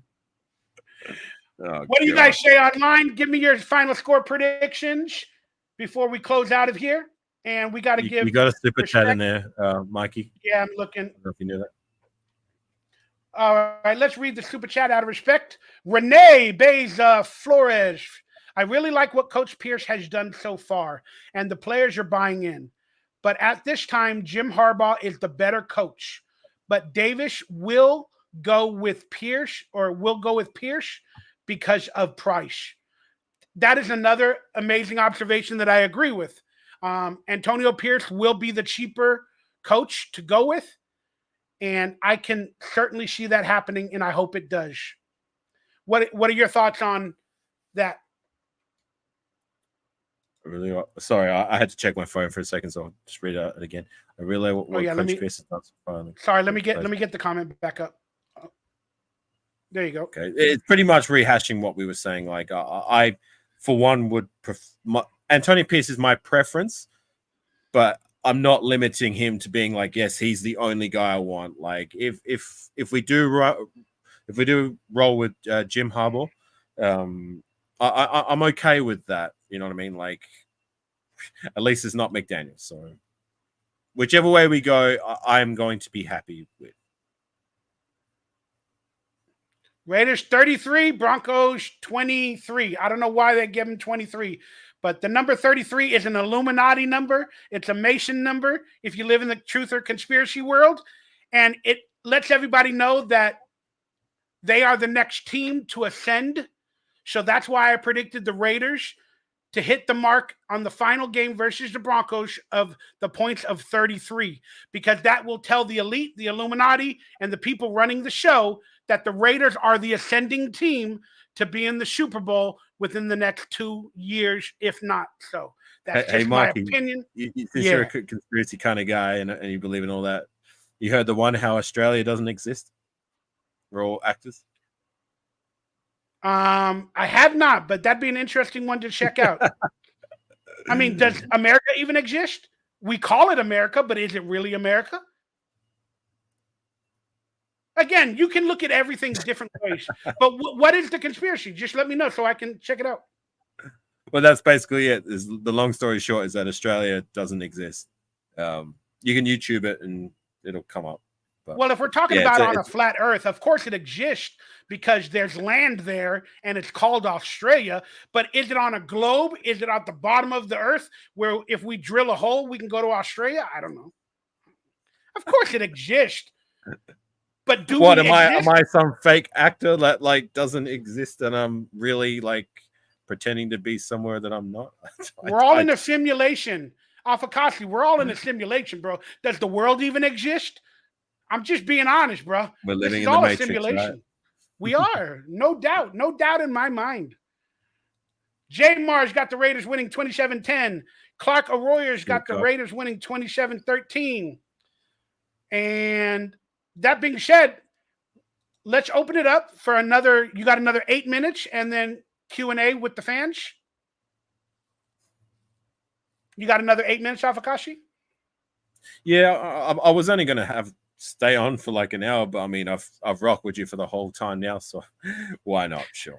You're awesome, man. You made today such a blessing for me because I don't typically, get up and announce that I'm going to go live and to get people to go on. So to have you to do it impromptu, and it just made my day. Thank you very much, brother. I owe you the world. Thank you for having me. Like, it's very humbling to, like, I've shared this before. Like, you're the first guy I discovered on YouTube. Now that I think about it, like, the first show I watched from you was that show where Matt Flynn threw to Rivera and scored that touchdown. That was my first show that I watched, but my first content I watched from you was actually the draft pick of Rolando McClain. And I remember your reaction. Yeah, your reaction, you were like, Rolando McClain? Who? You hadn't heard that guy.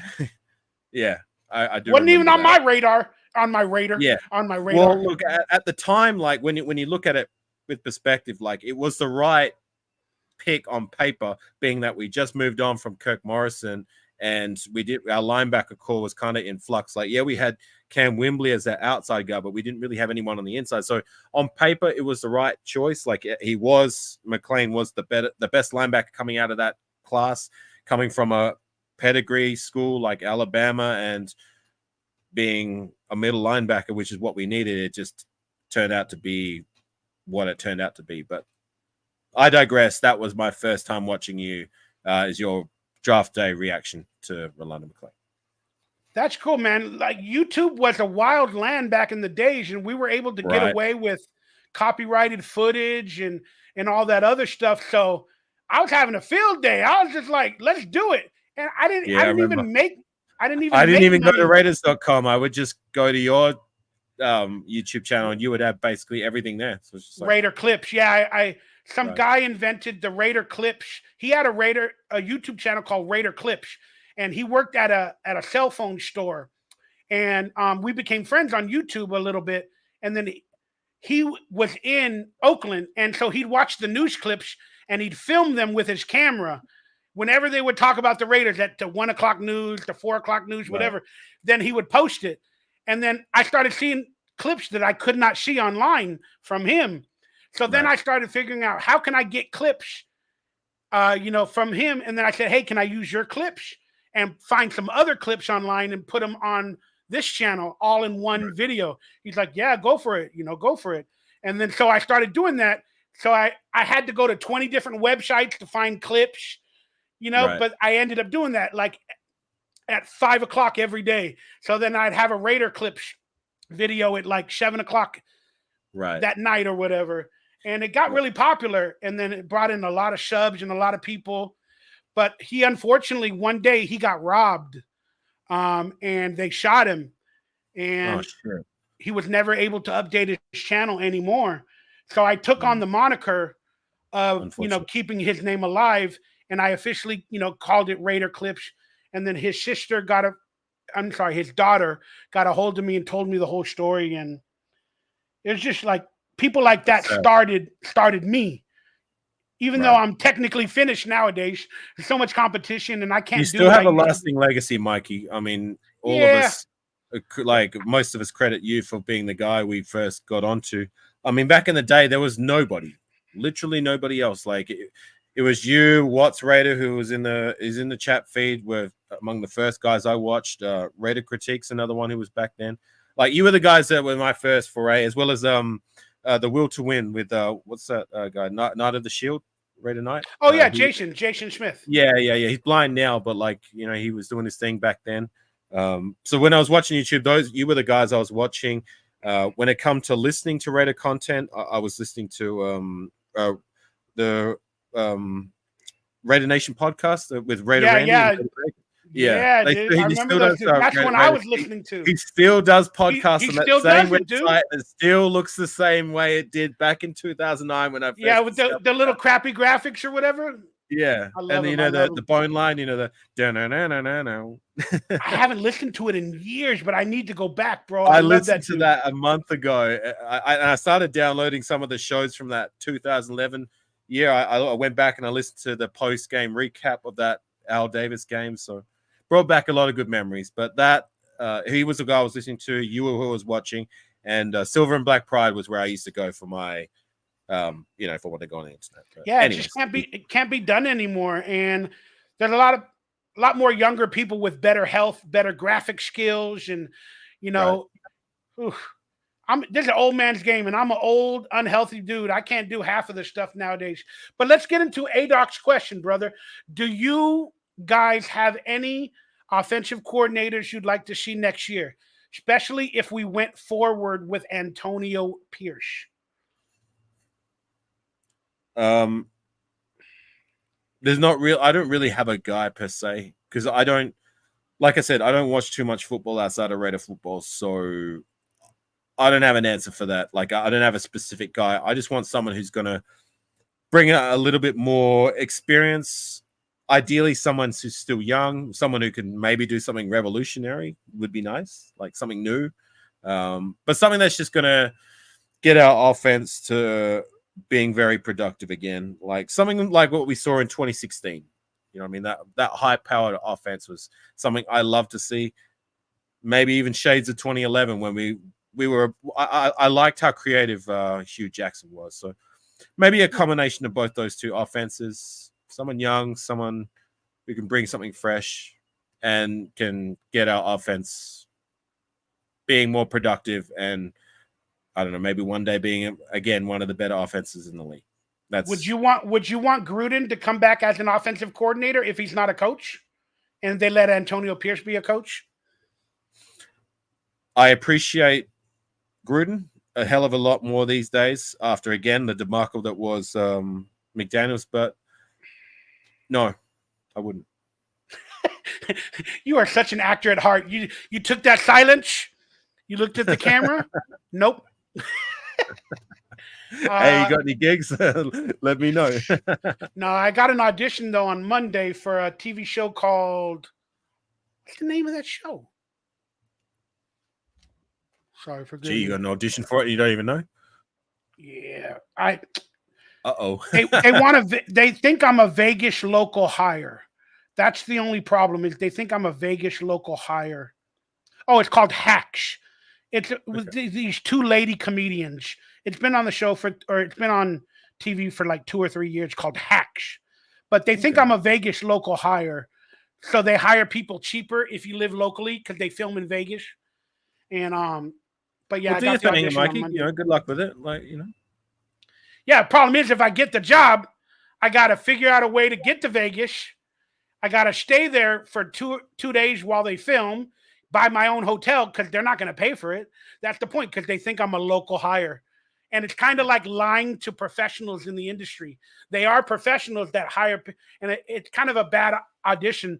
And I got to talk to my manager about it. But at the I'm same still time, gonna it's an do the opportunity, audition. Mikey. Like, it could open more doors.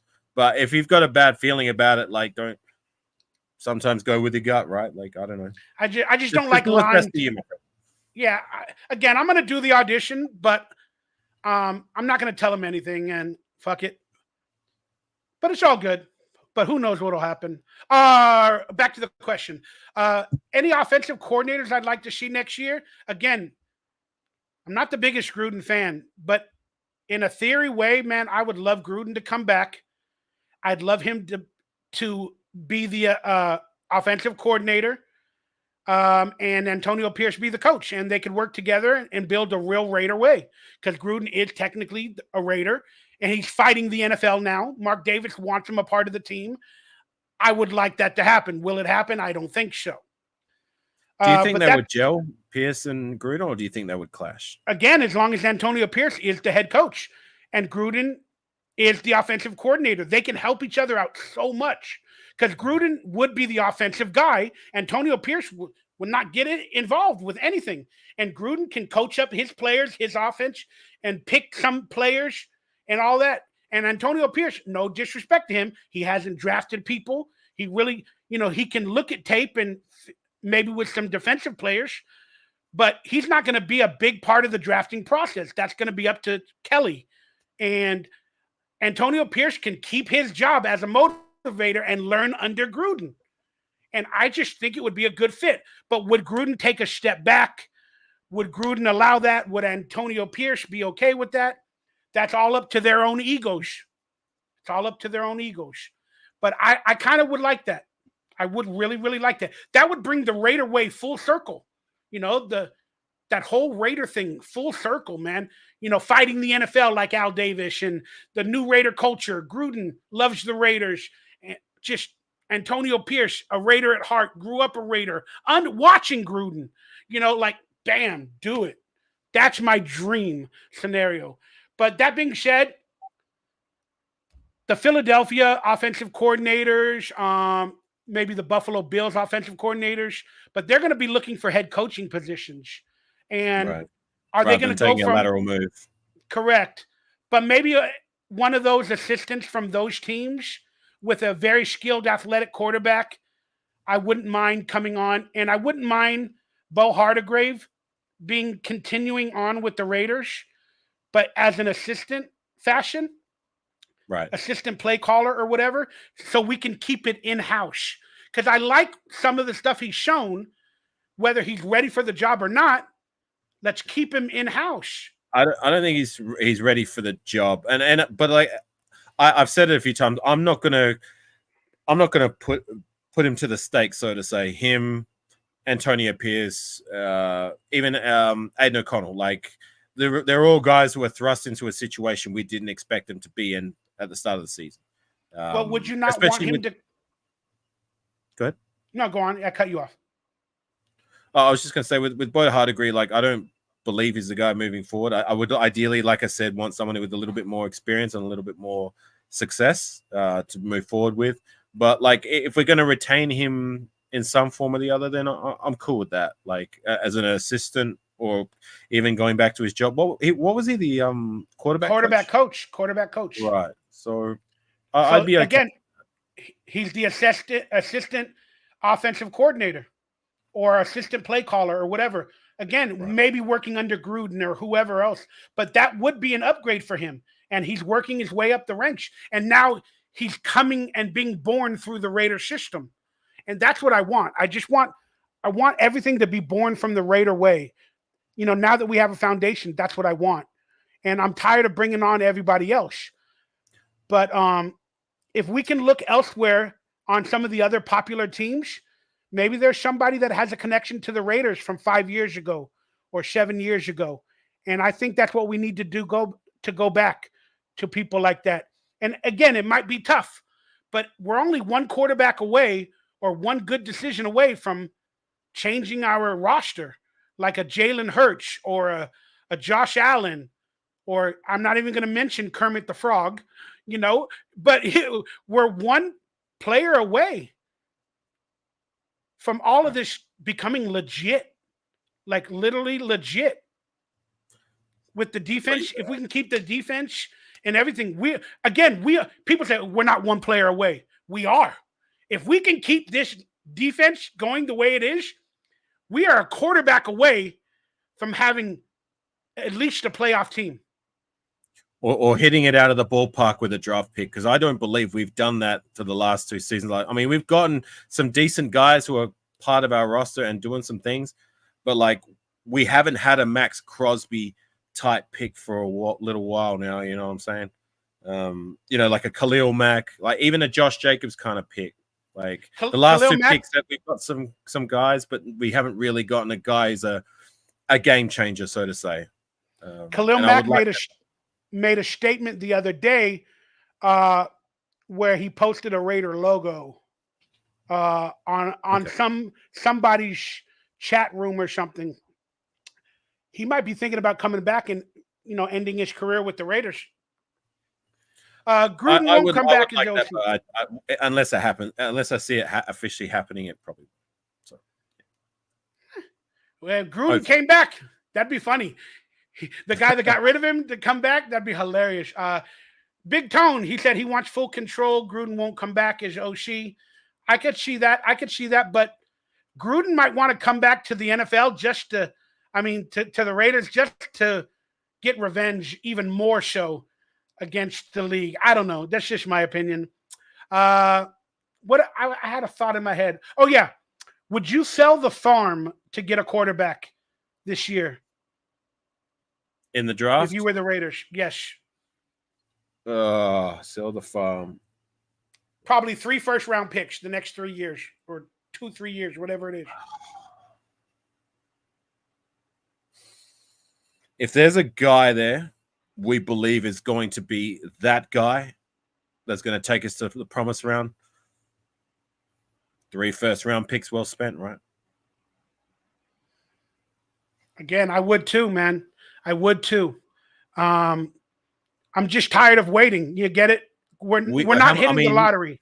We're not. And when you think about it, like we haven't tried. We've only the last time we swung for a quarterback in round 1 specifically was Jamarcus Russell. Like we drafted what I think 5 quarterbacks since then, I believe. Like Terrell Pryor was a supplemental pick, Tyler Wilson, who was a dud, Derek Carr, who did some things, had some good years, and Connor Cook and Aiden O'Connell. Those are the only quarterbacks we've drafted in the last since 2007. So we haven't really swung. You know what I'm saying? And I don't know. I wouldn't be against it.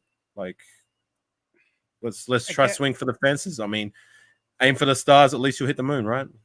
Yeah, I mean, I don't know college football that well, but they got the Caleb Williams, the Drake May, and then now the guy, the Michael Penix or whatever his name is. They're definitely going to be first-round picks. And I say we go for it. Like, I don't care what we need to do to move up. Like we're in Vegas now, and we're not going to win the lottery. And we won the lottery with Antonio Pierce and bringing back the Raider culture. Right. And now the players are playing with pride and poise. If you guys show faith and force and you move up in a draft to get a quarterback that's vaunted, you're telling the team we're in it to win. On top of the culture that has been presented, bringing back Antonio Pierce, you go out and you get that first-round quarterback, sky's the limit, baby. Like Biggie Smalls would say, sky's the limit and you know the truth. Just keep on pressing on. Right. We're in Vegas. Let's gamble, baby. I'm tired of waiting. Wait and see. Right. The best pick. Nah. I get this. There is, like, to Clark's comment, like, there is a lot of risk. Yeah, absolutely. Like, if we don't get it right, it'll set our team back to the Stone Age for much like what happened with Jamarcus Russell. You know what I'm saying? Like, but at the same time, like, teams, you gotta find these players somehow. I mean, the Chiefs found their generational talent quarterback, as much as I hate to say that, in Kermit the Frog through the draft. You know what I mean? Like, these superstars are found somehow, some way. And if we can, I don't know, man, I really want that superstar quarterback, and it'd be nice to find him. And if I'm just saying, if it costed us 3 first rounders to find that said caliber player, that for me would be picks well spent. But you're right, Clark. It is such a risk and a crapshoot. Like, you've got there's more possibility of that kind of trade scenario being a failure rather than a success. But I don't know. I'm just saying, like, it'd be, yeah.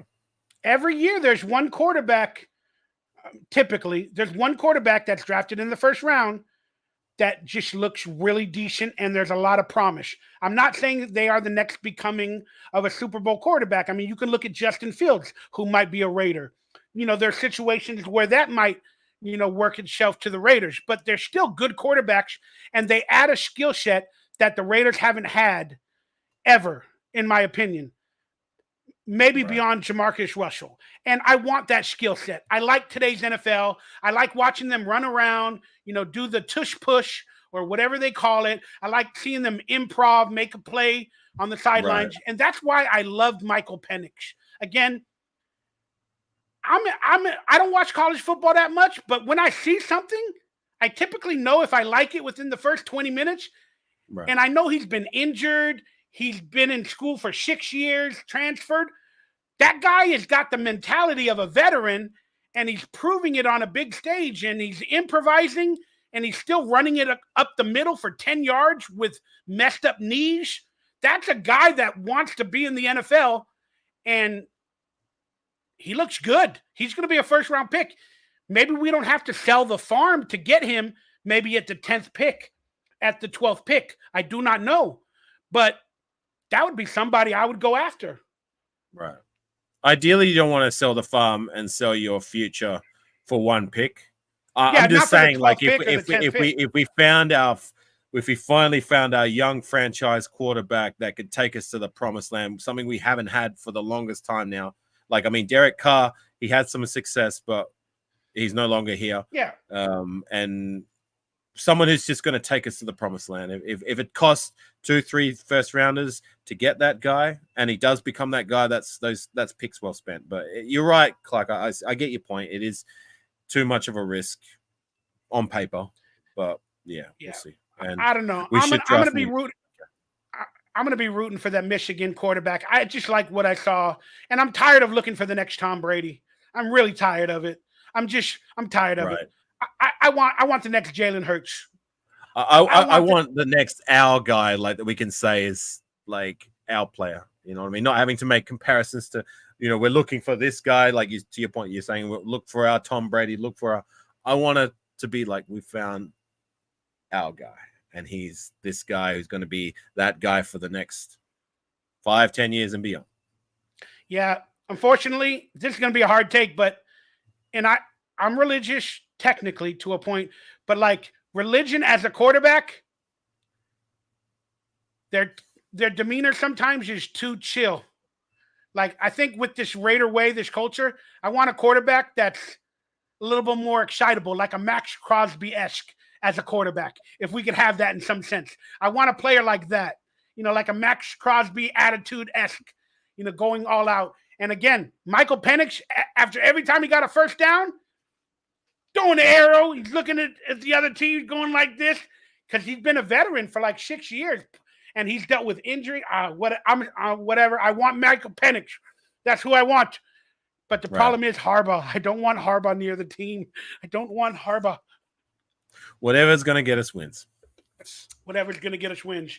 All right, everybody. I wanted to thank AFAKASI Raider for coming on, blessing me with your time today, letting me have a beautiful day of life, talking to Raider. So for Clark, J Mar, whoever else is online, Watch Raider, Big Tone, Juan, all the donations, Renee, Frost WSA, Watch Raider. I love y'all. Thank y'all for chiming in. We're going to get out of here. And hopefully, if my health lends up, maybe AFAKASI every Friday, but I'm going to try to do this Raiders Roundtable sometime around 7 o'clock Pacific time, my time, every Friday night moving forward. So let's pray and hope that can continue. Hit me up anytime. Yeah, what time is it in Australia compared to here? We're at 12:30 a.m. You're on the West Coast, yeah? Yes. So I'm 16 hours ahead. So it's 4:30 p.m. for me. Look, don't even trip, man. Like, I'm used to figuring it out American time. So you just give me whatever details. If you want me to come back on, you let me know your time, and I'll be able to figure it out. Cool. And then I want everybody to subscribe to your channel. I don't have the link, but I'm sure it's his name if you bring my name up on the screen, and if they just punch that in, that's my channel. How do I bring your name on screen? If you go to on the side there, can you see brand? The Q&A. Yeah, there we go. So if you just punch that into YouTube, AFAKASI Raider, that's AFAKASI Raider. You can see it right there. Or if you struggle spelling that out, just type in Raiders World Order, and you'll find me there. Yeah, with my guys on 6 and Raider Joe. Shout out to them. Just another Raider content creator trying to find his way. So any support would be very much appreciated. Yeah, you guys check him out. Please subscribe to him and the Raiders World Order. They're doing big things. Do you play video games and do any of Yes, that I do. stuff? I used to be very active on Madden. I've still got some of my live streams on there. I haven't played any Madden this year, but I will get back onto it next year. Hopefully, with a scrambling, more exciting kind of quarterback to play with. Like those were my funnest days on Madden when we had Terrell Pryor. I used to be able to do a lot of things with him. So Yeah, he was good on. hopefully, on I'm not into the ultimate team, so I always play ranked. So it's like I'm making best with the roster we have. So if we can get an exciting quarterback like Penix, that would make my Madden escapades a lot more fun to play. So you think Madden don't like white quarterbacks? They're like, yeah, we ain't gonna give them all the skill set. Maybe Josh Allen is the only one they gave a skill set to, but everybody else, they're like Derek Carr. No, he's got a 20. They gotta earn it, man. You know what I mean? Like, I love that. Whenever I used to say like, "Oh, we need a running quarterback," oh, you're racist, Mikey. You're racist. Well, because back in the days, the running quarterbacks were typically only black. I'm just being honest, you know. But oh, you're racist. But now we can say there's a couple of white quarterbacks that are running. Is Josh Allen typically a running quarterback? I don't know. But still, the world has changed, which is a good thing. Is Patrick Mahomes half? Or is he full? Kermit, I think he's half and half. Okay. Yeah. But when it's necessary, I'm sure he takes the black half.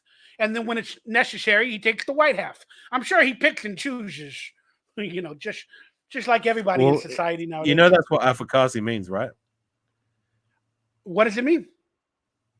Well, okay, so I'm born Australian, but like, you know, you got Samoan Raider. Shout out to Samoan. Samoan, yeah. What'd you say, Samoan? Hey, you said it real good. Samoan Raider, because I'm half Samoan, so that's what AFAKASI means. Half caste, AFAKASI, half Samoan. So. That's awesome. You know, me and Samoan are related. He's like my 10,000th cousin. Ooga ta ta ta ta. Ooga ta ta ta. What are those dances, man? I love them.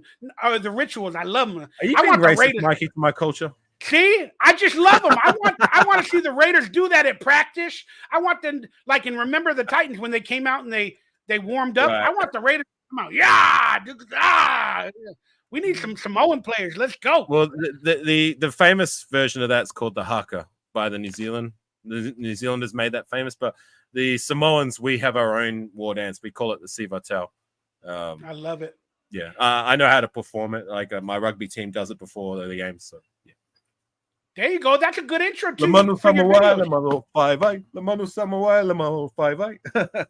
I'm down. Let's do it. Teach Mikey Raider to dance. We'll do a video. Right. We'll do it, and it'll be the intro. It'll be fantastic. But everybody check him out. He's a great quality dude, better human being, and he's a big Raider fan, and I appreciate your love and respect. So on behalf of AFAKASI, myself, good tidings to everybody. Stay healthy, stay happy, stay blessed. And next Friday, 7 p.m. to 10 p.m., look for another Raiders Roundtable, and hopefully AFAKASI can come back. I think he's a quality guest, and I love you all. Good night, everybody. Let's go Raiders. Raiders win 33-23. Raiders. Boy, I hate the way Antonio Pierce does it, dude. I people are gonna hate me for saying that, but I hate the way he does it. Because like he stops after he says Ray, then he adds an emphasis on the Durs, but he does an emphasis where it goes down. Like Raiders. And it don't feel right to me. Watch him again in the post game. He goes, Raiders. I'm like, no, it's all one smooth movement. Raiders. Yeah. Can I share one last thing before you finish off your show? Now that we're talking about No, you're done. You're out of here. You're like McDaniels. You're gone. I'm just kidding. Go for it. All right. So I have been to the Coliseum in 2019. I went to see the Raiders actually win their last home game in Oakland, right?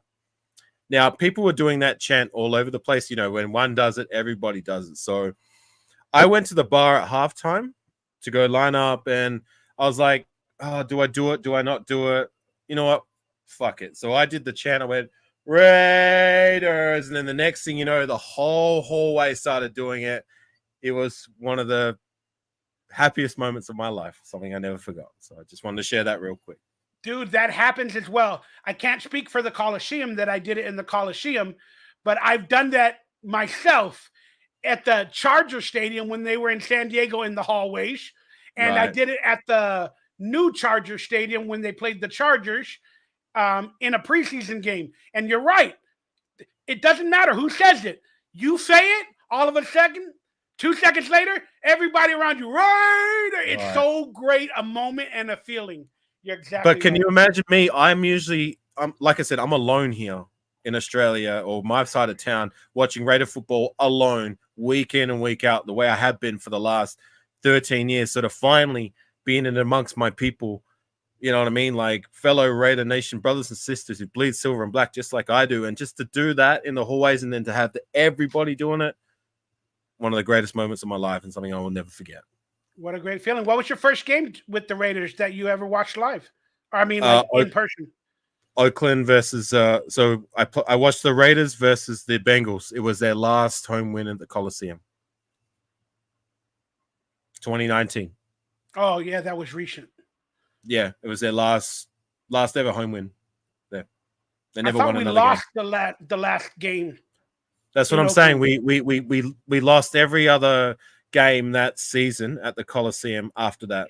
That game against the Bengals. Oh, the last home win. Time. Okay, that was our last home win there. Yes, I got you. Yeah, I was thinking it was their last game, but I remember they lost. It wasn't their last game, but it was it would turn out to be their last home win. Wow, that's a great moment in memory. And I sat in the black hole right next to Gorilla Rilla and the Fireman Raider. I was sitting right behind him. I got the photo to prove it. Yeah, Gorilla and his wife are very, very cool. Yeah, man. My first Raider game was in the LA stadium. My grandfather picked, you probably heard the story a million times, but long story short, my grandfather picked me up and said, come with me. We went to the LA Raiders versus Denver Broncos. I believe it was 89 or 90 or 91, somewhere around that time. Never heard the story. Oh, you never did? So my brother would always get invited out with people to go to Laker games. And then every week I would watch football on TV. And my grandfather just one day, like I said, he surprised me on a Sunday morning, picked me up, said, come with me. I'm like, where are we going? We got football today. I wasn't technically a Raider fan only at that moment. I loved football though. And where are we going? He's like, don't worry about it. We ended up at the Coliseum, the LA Coliseum. And it was Raiders versus Broncos. And they had to win that game to go to the playoffs, to the wild card, to play against the Broncos again the next week. So, he bought me like a hot dog, a foam finger. I was like 16 years of age at this point, 15, 16. And we watched the game. The Raiders won and then took me home. And literally less than like 40 hours later, he passed away in his sleep. Oh. My grandfather, yeah. And I was a Raider for life from then. That was my best memory. And I always knew I was a Raider because I would watch the games, but I didn't really focus in on them until that happened. And I was like, that was my first football game. I was technically a Raider fan before because they were in LA. And I was like, I'm a Raider for life. So that was the moment.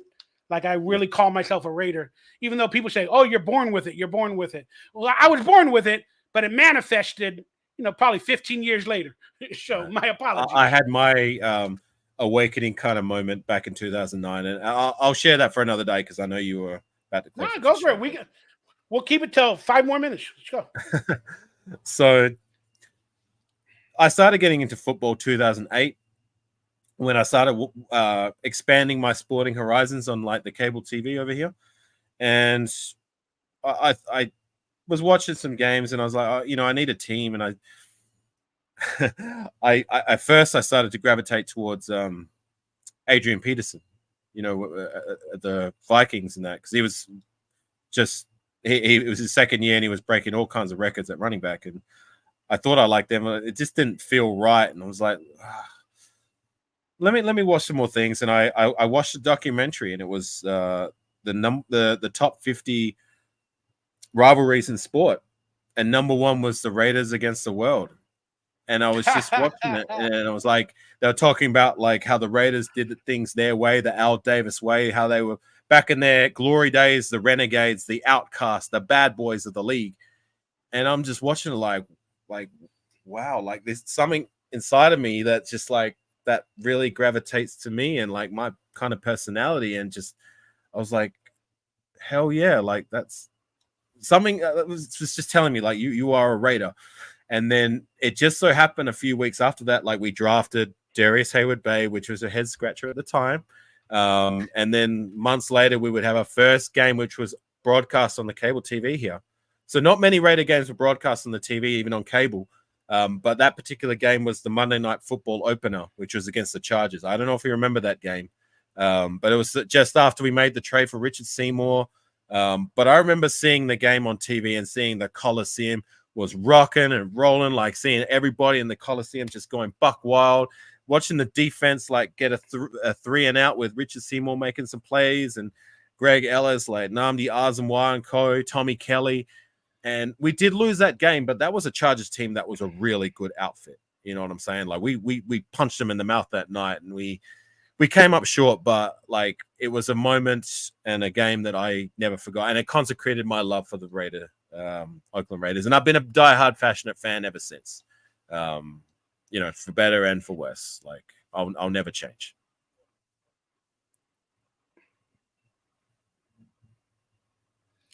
All I have to do is apologize. My internet, the minute I opened up a web browser to show you guys something, it started messing with everything. It's so all I hope good, you man. guys heard his story. I know you were going to cut it off anyway. It's a fantastic. Well, I wasn't trying to do that. I was actually, you got me inspired because I wanted to show people a channel that maybe they've never seen.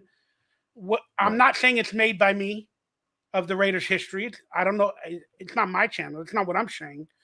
But there is a channel that has the archives of a lot of these amazing Raider videos and more to come. I mean, that's what I think they told me. I think they told me more to come. I think they did. But check it out, guys. If you're interested in the Raiders history in terms of videos and anything else, it's called the Raiders Film Vault. It's got about 3,500 subscribers. There's 134 videos on there. And it's got the yearbooks that are really hard to find, films type stuff, you know, and then some of Raider Central's old videos. I don't know how they got those, you know, some of those. But if you guys want to check it out for the Raider history that AFAKASI's talking about in some of these videos, like Jamarcus Russell from hero to villain. There is going to be a Derek Carr documentary coming out with the same title. You know, how he went from hero to villain. But if you guys want to check it out, there's some amazing, legendary Raider videos for you guys. And one of my favorites that they put on there is the Raider Revisit, Who Held the Playbook, the Super Bowl Sabotage. I'm sure you've seen that one from me before, AFAKASI. Have you ever seen that documentary that I made? No, I have not. But this isn't you, right? Yeah, well, there it is. Else. It's called a Raider Revision. Technically, it's not me. If you're a lawyer, it's Allegedly. Not me. Allegedly. Allegedly. Allegedly. These are not mine. I did not have sex with that woman. So, but check them out, man. There's a lot of NFL film stuff. And sorry, my screen went blank. Yeah, now that I'm talking about it, copyrights and everything will come in for these poor people. But whatever, because they are after me. But check it out, man. It's a good channel. And download the stuff while you can. And it's the Raiders Film Vault, baby. Gotcha. And what is their about page say? Let me see if I could read that. These video, the Raiders Film Vault is the Oakland, LA, Vegas Raiders legacy, history in video form from around the net, capsulized in an archive type setting. These videos are from telecast, broadcast, and products. They claim no ownership of the material and do not profit from it in any way. These videos are intended for historical and educational purposes only. So there it is. Check it out. The Raiders Film Vault. You guys can watch your Raider history and your legacy while it's still there. There we go. They got a new subscriber. All right, man. Thank you for the stories. Thank you for the time, brother. I'm going to get on out of here. And I love you, brother. And thank you for being a part of the Roundtable and hanging out with me today. And hopefully we can do it a few more times in the coming days, because I'm like you. I ain't got nobody anymore. Nobody loves me. Nobody loves me. Just keep being you, my friend. And, you know, the right people will find you. But I mean, like there's still plenty of people that, like myself, who haven't forgotten like what you've been able to bring to us Raider fans. I mean, you were, like I said, the first guy I got onto on YouTube, and I haven't forgotten. And I'm still here, man. Still supporting you as best I can. And there's still plenty of people who think the same way I do. So don't give up, Mike, and keep fighting. Keep showing that Raider kind of mentality of, you know, just keep doing your thing. You know what I'm saying? So, you too as well, brother. So next Friday, I'm going to throw it out there. I'll DM you or Twitter you or give you my number, whatever. We'll plan for next Friday. I don't know what'll happen, what'll come up, but we'll be in communication, my brother. For sure. We'll keep in touch. You're awesome, AFAKASI. Good night, everybody. Stay healthy, stay happy, stay blessed. Go Raiders. And let's get a big victory for our final game for some of our players and coaching One staff. last time. Raiders! There we go. Out, y'all. All right. Peace, gang.